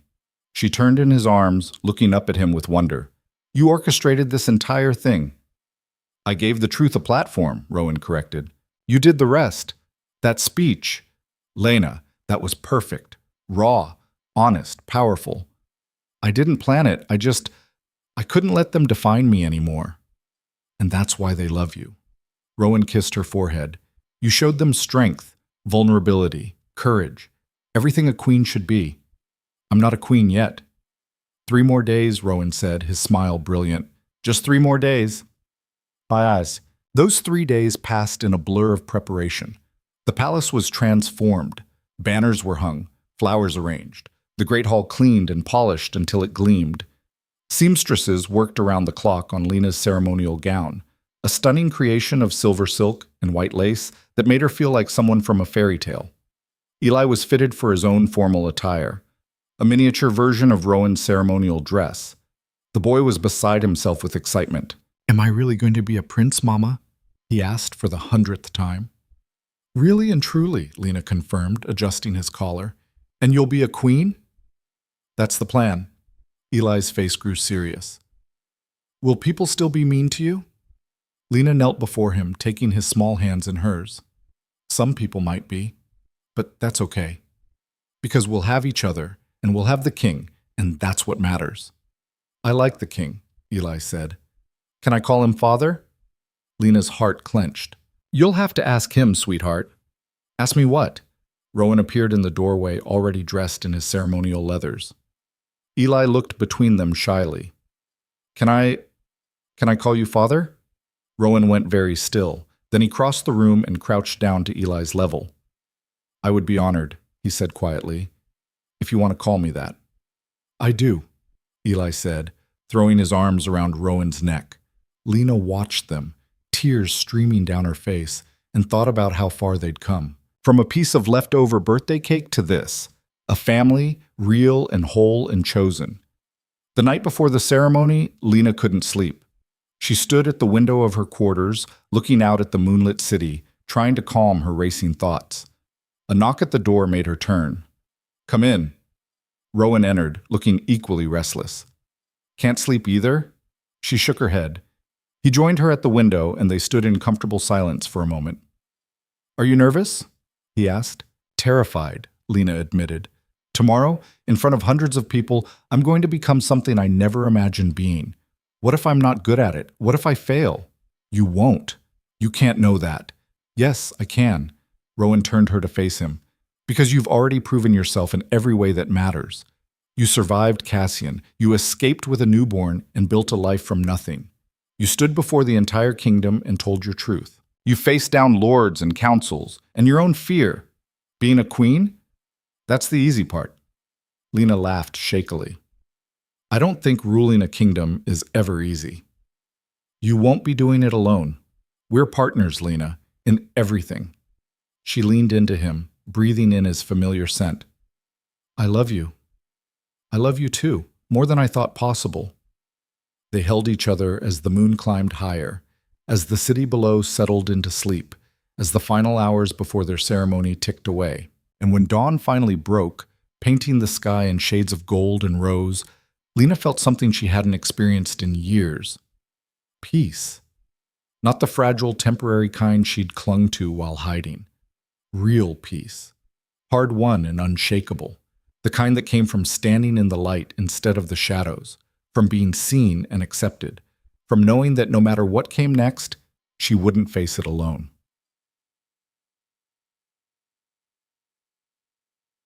The Great Hall was packed to capacity. Lena stood in an anteroom, her hands trembling as attendants made final adjustments to her gown. The dress was a masterpiece, silver silk that flowed like water, embroidered with white roses and delicate vines. Her hair had been arranged in an intricate style, woven with pearls and small diamond pins that caught the light. She looked like a queen. She felt like an imposter. Mama, you look beautiful. Eli burst into the room, his eyes wide. Lena smiled despite her nerves. So do you, my love. He was dressed in deep blue velvet with silver embroidery, his dark hair combed back. He looked so grown up it made her heart ache. Marcus appeared behind him. It's time, my lady. Lena took a deep breath. Okay. Eli took her hand as they walked toward the great hall. Through the massive doors, she could hear the assembled crowd, nobles, commoners, representatives from every territory. The entire kingdom had come to witness this. The doors opened. Music swelled. A haunting melody played on strings and horns. Lena stepped into the hall, Eli at her side. Every eye turned to her. She'd expected to feel exposed, vulnerable. But instead, as she walked down the long aisle toward the raised platform where Rowan waited, she felt something different. Strong. Because she'd earned this, not through birthright or political maneuvering, but through surviving. Through refusing to let her past define her future. Through having the courage to accept love when it was offered. Rowan stood at the altar in full ceremonial regalia, black leather and silver armor, a crown of twisted iron and diamonds on his head. He looked every inch the powerful Alpha King, but when his eyes met hers, she saw past the armor and the crown to the man beneath, the man who'd fought for her, who'd risked everything to keep her safe. Her mate. She reached the platform, and Eli released her hand, taking his place among the royal attendants with a proud smile. Rowan extended his hand, and Lena took it. Aldrich stepped forward to officiate, his ancient voice carrying through the hall. We are gathered to witness the sacred mating bond between Alpha King Rowan Valerius and Lena Hartwell. This bond, once completed, cannot be broken. It ties not just two individuals, but two souls, two destinies. Do you both enter into this freely and without reservation? I do, Rowan said, his voice steady. Lena's voice was quieter, but no less certain. I do. Then speak your vows. Rowan turned to face her fully, his hands cradling hers. Lena, he began, from the moment I saw you, my wolf knew, but it took longer for my heart to understand what that meant. You're not just my mate, you're my conscience, my courage, my reason for being more than just a ruler. You've taught me that strength isn't just about power. It's about protecting those who can't protect themselves. About standing up for what's right even when it's hard. I vow to honor you, to fight for you, to build a kingdom worthy of you, for as long as I live. Lena's vision blurred with tears. She swallowed hard before speaking. Rowan, you found me when I was hiding in the shadows, convinced I had to stay invisible to stay safe. You showed me that being seen doesn't mean being vulnerable. It means being brave enough to live fully. You gave me back my voice, my strength, my belief that I deserved more than scraps of happiness. I vow to stand beside you, to support you, to be your partner in building something greater than either of us alone, for as long as I live. Aldrich raised his hands. Then by the power vested in me and the ancient laws of our people, I declare this bond sealed. You may mark your mate. This was the final step, the permanent claiming mark that would identify them as a bonded pair to every wolf in the kingdom. Rowan's eyes flashed gold. He leaned in, his lips brushing against the curve of her neck where it met her shoulder. This might hurt, he whispered. I trust you, Lena whispered back, his teeth pressed against her skin, not breaking it, but leaving a mark that would be visible and permanent, glowing faintly with magical energy. Lena gasped at the sensation, part pain, part pleasure, wholly overwhelming. When Rowan pulled back, the mark was there. A silver wolf intertwined with roses, shimmering on her skin. Now it was her turn. She rose on her toes, her own teeth finding the same spot on his neck. The bond surged between them like lightning, connecting them in a way that went beyond physical. When she pulled away, Rowan bore a matching mark. The hall erupted in cheers. Aldrich's voice rose above the noise. I present to you Alpha King Rowan Valerius and his mate, Queen Lena Valerius. Queen. The title echoed through Lena's mind as Rowan pulled her into his arms and kissed her. A kiss that was both a promise and a claiming, witnessed by the entire kingdom. When they finally broke apart, both breathing hard, Rowan gestured to Eli. The boy stepped forward, his eyes shining. And I present my son, Rowan announced, his voice carrying through the hall. Eli Valerius, Prince of the 5 Territories and heir to the throne. The crowd roared its approval. Eli looked between them, overwhelmed. Then he threw his arms around both of them, and they stood there together. A family, forged not by blood but by choice and courage and love. As the celebration began, as nobles came forward to pledge their loyalty and common folk threw flowers. As the entire kingdom celebrated this new beginning, Lena felt something settle in her chest. This was real. She was no longer the terrified servant hiding in the laundry halls. She was Queen Lena Valerius, mother to a prince, mate to the most powerful alpha in the territories, and she had earned every bit of it. The celebration lasted 3 days. The Great Hall was transformed into a feast hall where tables groaned under the weight of roasted meats, fresh breads, honeyed wines, and desserts that sparkled with sugar crystals. Musicians played until their fingers bled, then were replaced by fresh performers. Dancers whirled across the polished floors. Nobles and commoners mingled in a way Lena had never seen before. The rigid social boundaries temporarily dissolved in the joy of the occasion. But on the fourth morning, reality returned. Lena woke in the royal bedchamber, her bedchamber now, she reminded herself, to find Rowan already awake, standing at the window with a troubled expression. "What's wrong?" she asked, sitting up. He turned, and she saw the tension in his shoulders. "We have visitors, from the Northern Reach." Lena's blood went cold. Cassian's people? His council. They're demanding an audience to discuss matters of succession and territory. Marcus thinks they're planning to contest his death, maybe claim I murdered him unlawfully. But the challenge was legal. Legal here. But Northern Pack law is different, more brutal. They might argue I had no right to interfere in Cassian's claim. Rowan's jaw tightened. They arrived this afternoon. Lena threw back the covers, her mind already racing. Then we need to be ready. Lena, you don't have to Yes, I do. She crossed to him, taking his hands. I'm not hiding anymore, Rowan. If they want to question what happened, they can question me directly. I lived it. I survived it. And I'm done letting other people speak for me. Pride flickered in Rowan's eyes. My queen. The title still sent a shiver through her. Your partner. That too. They dressed quickly, Lena choosing a gown of deep burgundy that Marcus had assured her conveyed both authority and strength. She braided her hair in a crown around her head, letting the mating mark on her neck remain visible. Let them see it. Let them know exactly who she belonged to now. Eli was in the nursery, which was really a suite of rooms larger than the entire servants' quarters where they'd once lived, being entertained by his tutors. Lena checked on him briefly, kissing his forehead. I have to attend a meeting, sweetheart. Be good for Master Aldwin. Eli looked up from the wooden soldiers he was arranging. Is it about the bad man's friends? Lena's heart clenched. He was too perceptive for his own good. Yes, but it's going to be fine. Because Father won't let them hurt you. The casual way he said father made her throat tight. That's right. And because you're strong too, like a warrior. Lena smiled despite her nerves. Where did you learn that word? Father told me. He said you're the bravest warrior he knows because you fought without weapons or armies, just with your heart. Tears stung Lena's eyes. She pulled Eli into a fierce hug. I love you so much. Love you too, Mama. By the time she reached the throne room, the northern delegation had already arrived. There were 5 of them, 3 men and 2 women, all dressed in the heavy furs and leather typical of the northern territories. Their leader was a woman named Morrigan Kane, a steel-haired alpha with a face like carved granite and eyes that missed nothing. Rowan sat on his throne, crown in place, every inch the commanding ruler. Marcus stood at his right hand. An empty throne sat to Rowan's left, Lena's throne. She'd never sat in it before. All eyes turned to her as she entered. She felt their assessment, their judgment, their barely concealed hostility. But she kept her head high and walked steadily to the throne, settling into it with as much grace as she could muster.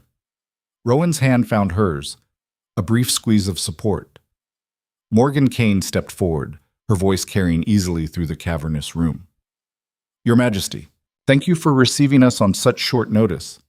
You said it was urgent, Rowan replied coolly. What brings the Northern Council to my capital? The death of our kinsman, Cassian Thorne. Lord Thorne died in legal combat. I killed him myself in front of hundreds of witnesses after he challenged me for custody of my mate and her son. So we've been told. Morgan's gaze shifted to Lena. But we've also heard rumors that the challenge was based on false pretenses, that the woman in question was never truly Lord Thorne's mate, that she fabricated stories of abuse to gain your sympathy. Lena's nails dug into the armrest of her throne, but she forced her voice to remain steady. I fabricated nothing. Cassian Thorne held me prisoner for 2 years. He beat me, starved me, and forced himself on me repeatedly. I have the scars to prove it. Scars prove injury, not source, one of the male delegates said, For all we know, you inflicted them yourself to support your story. The accusation was so outrageous that for a moment Lena couldn't speak. Then white-hot fury blazed through her. You think I carved myself up to escape a man? Her voice was deadly quiet. You think I walked 200 miles through wilderness, gave birth alone in a cave, and spent 3 years hiding in fear, all as part of some elaborate scheme? We think, Morgan said carefully, that Lord Thorne's version of events was never properly heard, and now he's dead, conveniently unable to defend himself. Convenient? Rowan's voice was pure ice. I gave him every opportunity to withdraw his challenge. He chose to fight. He lost. That's not convenience. That's justice. Northern justice would have demanded a council hearing first, a full investigation of the woman's claims before resorting to combat. Then it's fortunate we're not in the North, Rowan said flatly. Here, we don't force victims to prove they deserve protection. We believe them and act accordingly. Morgan's eyes hardened. Pretty words, Your Majesty. But they don't change the fact that you killed a sworn vassal based solely on the word of a former servant with everything to gain from his death. The insult hung in the air like poison. Lena stood abruptly. You want proof? Fine. Let's talk about proof. She descended from the throne, walking toward the delegation with measured steps. Several of them shifted uneasily, but Morgan held her ground. You say I'm a liar seeking advantage, Lena said, her voice ringing clear. So let's examine the facts. When I escaped Cassian's household, I took nothing but the clothes on my back. No money, no jewels, nothing of value. I lived in a single room barely larger than a closet, working as a laundry maid for 3 years. Does that sound like someone seeking wealth and power? She turned to face the assembled court members and nobles who'd gathered to witness this confrontation. And when King Rowan discovered I was his mate, I didn't throw myself at him. I ran. I tried to refuse the bond because I was terrified of being claimed again. I fought him every step of the way. Ask anyone in this palace, ask the servants, the guards, the council members who witnessed my resistance. Does that sound like a schemer? Murmurs of agreement rippled through the crowd. Lena turned back to Morgan. You want to know why I fabricated my story? Because it's the truth. And the truth is that Cassian Thorne was a monster who preyed on women he considered beneath him. I wasn't his first victim. I was just the first one brave or desperate enough to escape. That's a serious accusation, Morgan said, but there was something new in her voice. Uncertainty. Then investigate it, Lena challenged. Send people to interview the women in Cassian's territory. Ask them about their experiences with him. Ask them if they felt safe, if they had choices, if they were treated with respect. One of the women in the delegation, younger, with auburn hair, spoke up for the first time. My sister lived in Lord Thorne's township. She disappeared 3 years before this woman escaped. We were told she ran off with a traitor, but we never heard from her again. Morgan shot her a sharp look. Ilara. No. Ilara stepped forward, her voice shaking but determined. I've stayed silent because I had no proof, because questioning an alpha's honor is dangerous. But if there's even a chance that Cassian did to my sister what he did to this woman, she looked at Lena. Then I need to know. Lena's throat tightened. What was your sister's name? Bridget. Bridget Rains. I'm sorry, Lena said softly. I never met her. But there were whispers in the household about others before me, women who'd disappeared or moved on. The servants knew, but they were too frightened to speak. Rowan rose from his throne, his presence commanding immediate attention. Lady Kane, you came here seeking answers about Cassian's death. But perhaps you should be seeking answers about his life, about how many women he hurt, about how many families like Miss Rains's have been living with unanswered questions. Morgan's expression was conflicted. Even if what you say is true, it doesn't change pack law. Cassian had a legal claim based on a forced bonding that was never consensual, Rowan interrupted. And I'm telling you right now, as Alpha King of the 5 territories, that any law which allows that kind of claim is void in my kingdom. If the Northern Reach wants to continue honoring such laws, that's your choice. But don't expect me to enforce them here. You're setting a dangerous precedent, one of the male delegates warned. If mates can simply flee their bonds, if they're fleeing abuse, then yes, they can. And they'll find sanctuary here. Rowan's voice was absolute. That's not a precedent, it's a promise. The delegation exchanged glances, clearly unsure how to proceed. Then Alara spoke again. I vote to withdraw our challenge. If there's even a possibility that Lord Thorn was what this woman claims, then his death was deserved, and we should be investigating his territory, not defending his legacy. Alara, you overstep, Morgan began. Do I? Or are we all guilty of turning blind eyes because it's easier than confronting ugly truths? Alara's gaze swept the other delegates. How many more sisters, daughters, mates have we lost to men like Cassian? How many more will we lose if we keep pretending these things don't happen? The silence that followed was heavy with unspoken pain. Finally, Morgan sighed. You make a fair point, Alara. As do you, Your Majesty. She inclined her head to Rowan. Perhaps we were hasty in our accusations. It seems there's more to this situation than we initially understood. Then we're in agreement, Rowan said. Cassian's death was lawful, and the matter is closed. On one condition, Morgan said. We'd like your permission to interview the servants who testified at your council hearing. If there are more victims, we need to know, for the sake of justice and for the families still searching for answers. Rowan looked at Lena, a silent question in his eyes. She nodded. I'll help however I can. If there are other women still suffering, still hiding, they deserve to know they have options now. Morgan's expression softened slightly. Thank you, Your Majesty, and I apologize for the accusations. It seems we misjudged you. You're not the first, Lena said quietly, and you probably won't be the last. But I'm learning that I don't need everyone's approval to know my own worth. Something like respect flickered in Morgan's eyes. She bowed deeply. We'll take our leave then, and congratulations on your mating. From what I've seen, His Majesty chose well. As the delegation departed, the tension in the throne room slowly dissipated. Nobles began filtering out, murmuring among themselves. Marcus approached the thrones, a slight smile on his scarred face.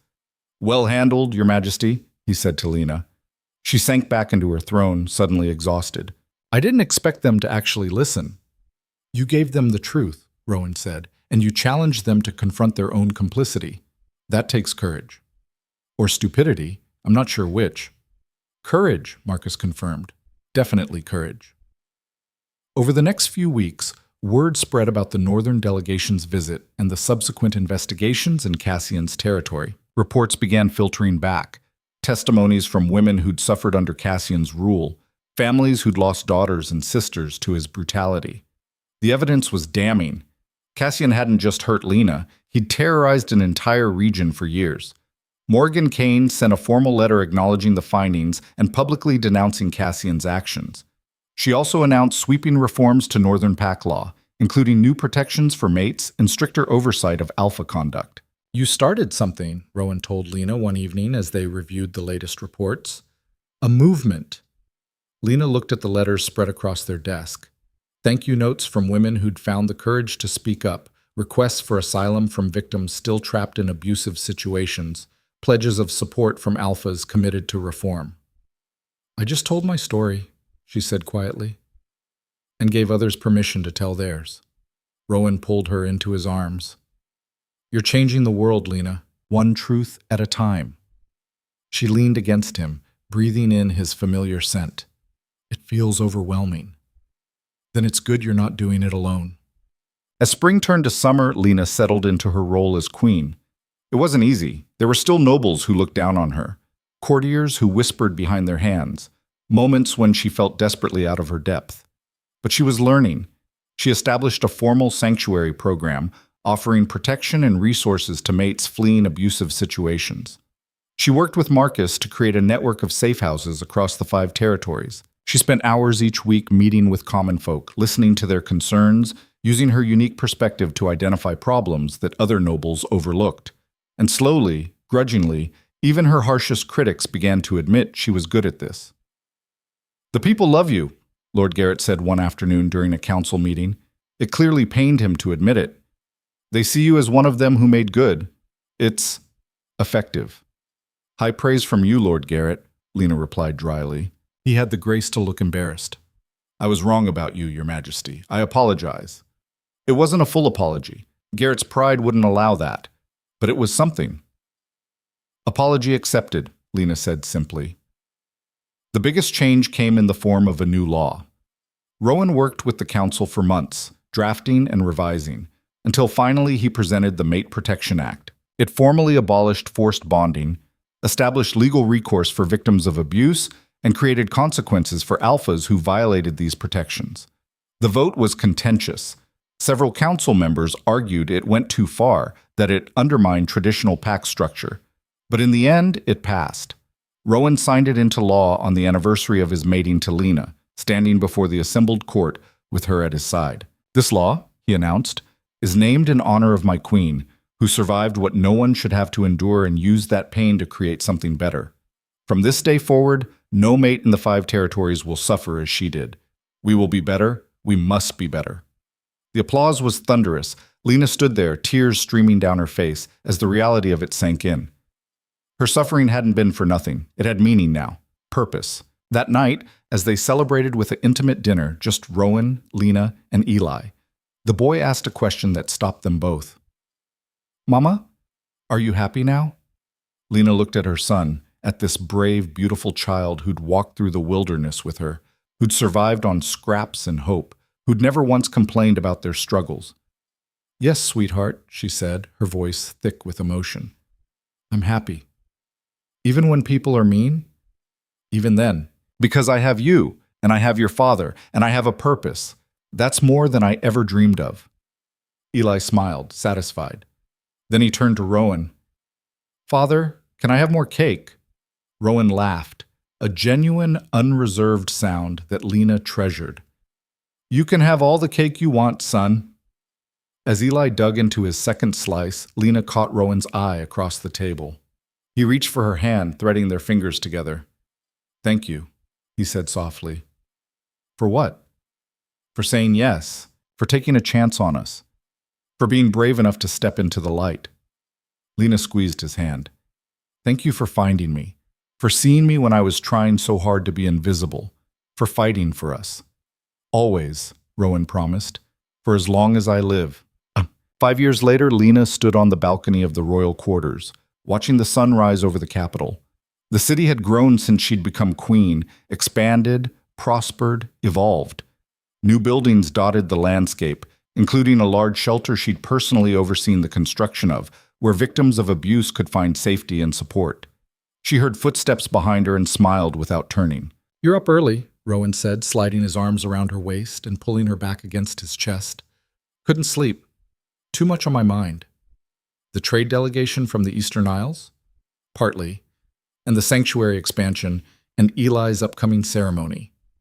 Their son, now 11 years old and growing like a weed, was about to undergo the formal rite that would officially declare him crown prince and heir.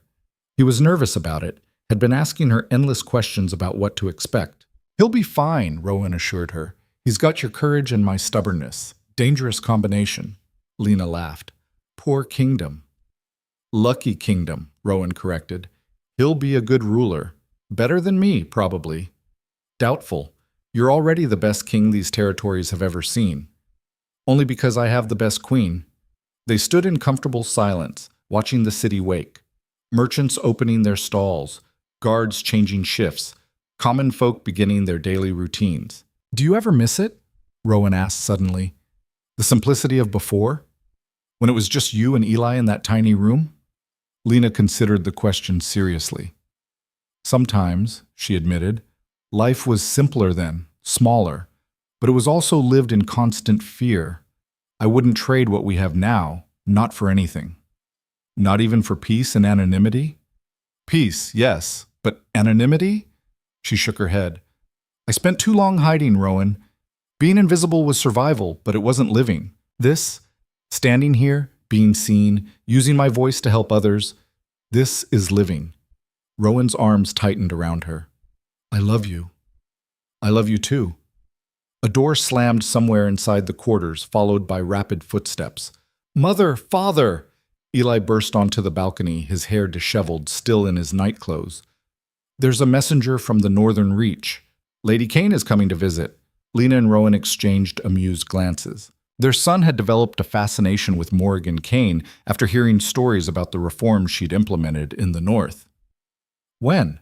Rowan asked. Next week, and she's bringing delegates from 3 other territories. They want to discuss implementing similar mate protection laws in their regions. Pride swelled in Lena's chest. The movement that had started with one woman's story was spreading, growing, becoming something bigger than any of them had imagined. Then we'd better prepare a proper welcome, Lena said. Eli, go wake your tutors. We'll need briefings on each territory's current laws and… Already done! Eli was practically vibrating with excitement. Master Aldwin and I stayed up late reviewing the documents. Did you know the Western Mountains still practice the old claiming rituals? The ones where… We know, Rowan interrupted gently, which is exactly why Lady Kane's visit is so important. If we can convince the Western Mountain Alphas to adopt reforms, we'll have nearly unified the entire continent under the new laws. Eli's eyes went wide. The entire continent? Really? Really, Lena confirmed. Change starts small, but it grows. You taught me that. I did? When you were born, you were so tiny, so fragile, but you survived, and you grew, and you became this brilliant, passionate person. The law is the same way. It started as one small protection, and now it's growing into something that will reshape our entire society. Eli processed this seriously. Then he grinned. That's actually pretty amazing. You're pretty amazing, Lena said, ruffling his hair. Now go get dressed. We have a lot of work to do if we're hosting a continental summit next week. As Eli dashed off, Rowan turned to Lena with a raised eyebrow. A continental summit? Is that what we're calling it? Why not? If we're going to change the world, we might as well do it with style. Rowan laughed and pulled her into a kiss that still, after 5 years, made her knees weak. When they finally broke apart, both breathing hard, he rested his forehead against hers. How did I get so lucky? He murmured. You fought for it, Lena replied. We both did. The summit was held in the Great Hall, transformed once again into a venue for historic change. Representatives from 7 territories gathered to discuss, debate, and ultimately draft a unified set of laws protecting mates across the entire continent. The discussions were heated, the negotiations intense, but Lena stood at the center of it all, sharing her story again and again, answering questions, providing perspective that only someone who'd lived through such abuse could offer. It took 3 weeks of constant work, but in the end, they had an agreement. The Continental Mate Protection Charter was signed by every alpha in attendance, a revolutionary document that fundamentally altered the power dynamics between alphas and their mates. As the final signature was added, the hall erupted in applause. Lena stood beside Rowan, watching as centuries of tradition were rewritten in a single moment. Tears streamed down her face, but this time they were tears of joy, of triumph, of disbelief that something so momentous had actually happened. Morrigan Kane Dinapur approached them, a rare smile on her weathered face. You've done something extraordinary, Your Majesty, she said to Lena. Changed the future for countless women and children. That's a legacy that will outlive all of us. We all did it together, Lena replied. I just told the truth. Sometimes that's all it takes, Morrigan said. One person brave enough to speak, and the rest of us finally have permission to listen. After the formal ceremony concluded, Lena found herself alone in the quiet of the palace gardens. The sun was setting, painting the sky in shades of gold and crimson. She thought about the journey that had brought her here, the terror and pain of those years with Cassian, the desperate flight through the wilderness, the birth in that cold cave, when she'd been certain neither she nor her baby would survive, the 3 years of hiding, of living small and quiet and afraid. And then Rowan, the mate she'd never expected, never thought she deserved, the man who'd fought for her, believed in her, loved her unconditionally. She thought about Eli, her brilliant, brave boy who was about to become a crown prince. Who would grow up in a world where the laws his mother had helped create would protect him and everyone he loved? And she thought about all the women who would never have to suffer as she had, who would have legal recourse, safe haven, voices that were heard and respected. There you are. Lena turned to find Rowan approaching, Eli at his side. We've been looking for you, Rowan said. The celebration's not over. I just needed a moment, Lena said, to process everything. Eli came to stand beside her, taking her hand. Are you sad, Mother? No, sweetheart. I'm overwhelmed. In the best way possible. Because of the charter? Because of everything. 5 years ago, I was a laundry maid who thought her only purpose was to survive and protect you. Now look at us. You're a queen, Eli said matter-of-factly. And you changed the world. That's pretty impressive. Lena laughed through her tears. When did you get so wise? I learned from the best. Eli squeezed her hand. You and Father. Rowan moved to Lena's other side, completing their circle. He's right, you know. We make a good team. The best team, Lena agreed. They stood there together as the sun dipped below the horizon and the first stars began to appear. A family that had been forged through hardship and pain, but had emerged stronger for it. And Lena realized something profound. She was no longer defined by what had been done to her. She was defined by what she'd chosen to become in spite of it. A survivor, a queen, a mother, a voice for the voiceless, and most importantly, loved. 2 years later, on a crisp autumn morning, Lena stood in the Great Hall once more. This time, she wasn't a nervous servant or a new queen or even a legislative reformer. She was simply a mother, watching her son take his formal vows as crown prince. Eli stood tall and proud, 13 now, already showing signs of the powerful alpha he would become. His voice was clear and steady as he swore to serve the kingdom, to uphold its laws, to protect its people. Rowan placed the crown prince's coronet on Eli's head, and the hall erupted in cheers. But Lena's eyes were locked on her son's face, seeing not the prince but the tiny baby she'd delivered in that cave. The toddler who'd walked beside her through the wilderness. The 6-year-old who'd celebrated his birthday with a piece of leftover cake. He'd come so far. They all had. After the ceremony, as they walked through the palace corridors toward the celebration feast, Eli suddenly stopped. Mother, can I ask you something? Of course, sweetheart. Do you ever think about him, Cassian? The name sent a brief chill through her, but it no longer had the power to break her. Sometimes, she admitted, but not the way I used to. Now when I think of him, I mostly feel pity. Pity? Eli sounded surprised. He had all the power in the world. Territory, wealth, authority. And he used it to hurt people, to control them, to make himself feel bigger by making others feel small. What a waste. What a terribly sad way to live. He was a monster, Eli said flatly. He was, Lena agreed. But he was also just a man, and men can be defeated. You helped me learn that. I did? You did. Because you gave me a reason to fight, to run, to survive. If it had just been me, I might have given up. But I had you to protect, and that made me stronger than he could ever be. Rowan, who'd been walking slightly ahead, turned back to join them. Your mother, he said to Eli, is the strongest person I've ever met. Remember that when you're ruling this kingdom someday. Strength isn't just about physical power or dominance. It's about having the courage to survive impossible odds and then using that survival to help others. Eli looked between his parents, his young face serious. I'll remember. I promise. We know you will, Lena said, pulling him into a hug. You're going to be a wonderful king, fair and just and kind. Everything a leader should be. And nothing like Cassian, Eli added. Nothing like him, Lena confirmed. They continued to the feast, where hundreds of guests waited to celebrate the new crown prince. As they entered the hall, Lena caught sight of her reflection in one of the massive gilded mirrors that lined the walls. She barely recognized the woman staring back. This Lena stood tall, crowned and confident, dressed in royal finery that shimmered with every movement.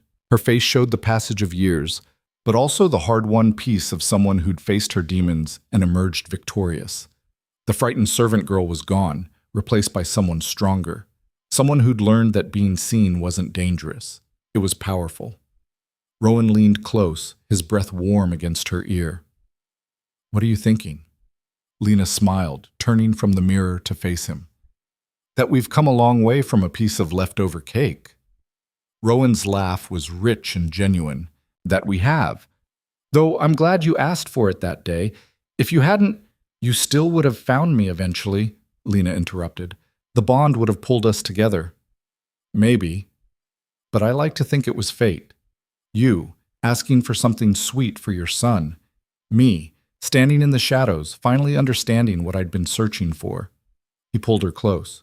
Everything that came after, the fight, the council, the reforms, it all started with that one moment of you being brave enough to ask for what you needed. I was just asking for cake, Lena protested. You were asking to celebrate your son, to give him a moment of joy despite your circumstances. That took courage. Lena's throat tightened. I suppose it did. And look what it became. Rowan gestured to the hall full of people, to Eli holding court with visiting dignitaries, to the banners bearing the royal crest. All of this because you were brave enough to ask. No, Lena said softly. All of this because you were brave enough to see me. Really see me, when I'd spent so long trying to be invisible. Then we saved each other, Rowan said simply. Yes, Lena agreed. I think we did. What? That night, long after the celebrations had ended and the palace had fallen quiet, Lena stood once more at the window of her bedchamber. But this time, she wasn't looking out at the city with fear or uncertainty. She was looking at it with pride. Those lights represented homes where mates now had legal protections, where children grew up safe, where the old brutal ways were slowly, steadily being replaced by something better. Not perfect. Never perfect. There would always be challenges, always be fights worth fighting, but better. And that was enough. She felt Rowan's arms encircle her from behind, pulling her back against his chest. Can't sleep? He murmured. Don't want to. I want to savor this. This? Everything, this moment, this life, this impossible, beautiful thing we've built together. Rowan was silent for a long moment. Then he said, Do you know what I love most about you? My sparkling wit? My political acumen? Your hope, Rowan said seriously. Despite everything you endured, you never lost the ability to hope for something better, to believe that change was possible. That's what made you a perfect queen, not your survival, but what you chose to do with it. Lena turned in his arms, looking up at his face in the moonlight. I couldn't have done any of it without you. We're partners, Rowan reminded her, in everything. Always? Always. He kissed her then, soft and sweet and full of promise. And Lena thought about how far they'd come from that first meeting in the corridor outside the laundry hall, how that frightened servant and the restless king had found each other against all odds, how a piece of birthday cake had changed the course of a kingdom, how love, real, chosen, fought for love, could transform everything. When they finally pulled apart, Rowan rested his forehead against hers. Ready for bed, my queen? In a minute. Lena looked out the window one last time. I just want to remember this feeling, this moment, when everything feels right. It is right, Rowan assured her. You made it right. We made it right, Lena corrected. Together. And hand in hand, they turned from the window and walked into their future. A future bright with possibility. A future where a laundry maid could become a queen, where a terrified mother could become a revolutionary, where the broken could heal and the powerless could find their voice, where love, true love, the kind worth fighting for, could conquer even the darkest past, and where every ending was really just another beginning. 20 years later, Queen Lena Valeria stood in the gardens of the palace, surrounded by representatives from across the continent and beyond.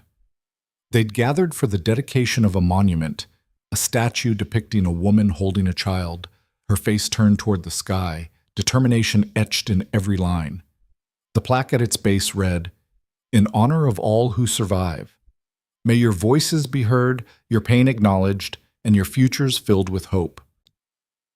Eli, now King Eli Valerius, having ascended to the throne after Rowan's peaceful retirement, stood beside her, his own mate and children present.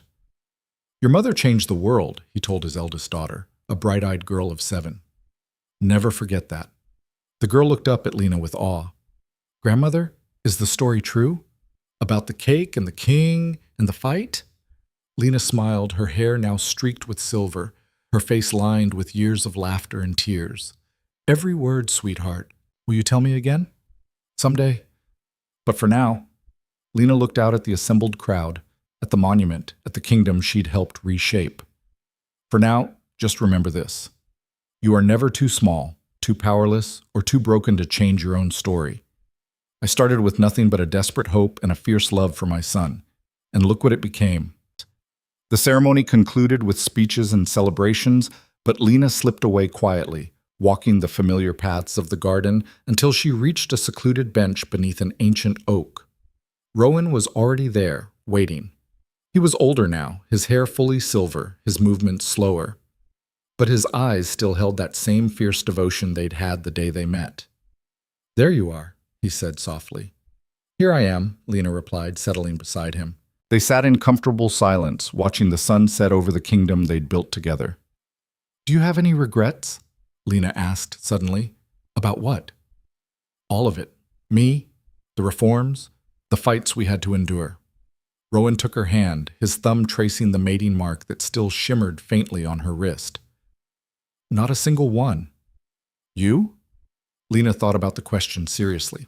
About the pain and fear of those early years. About the battles fought and the sacrifices made. About the criticism and the doubt and the endless, exhausting work of changing an entire society. And then she thought about Eli, grown and thriving. About the countless women and children who'd found safety because of the laws she'd helped create. About the kingdom that was kinder, fairer, better than it had been. About the man beside her, who'd seen her when she was nothing and loved her anyway. "Not one," she said finally. Rowan smiled and pulled her close, and they watched the stars emerge one by one in the darkening sky. Two survivors who'd found each other in the shadows and built something extraordinary in the light. A love story that had started with a piece of cake, and a legacy that would endure for generations.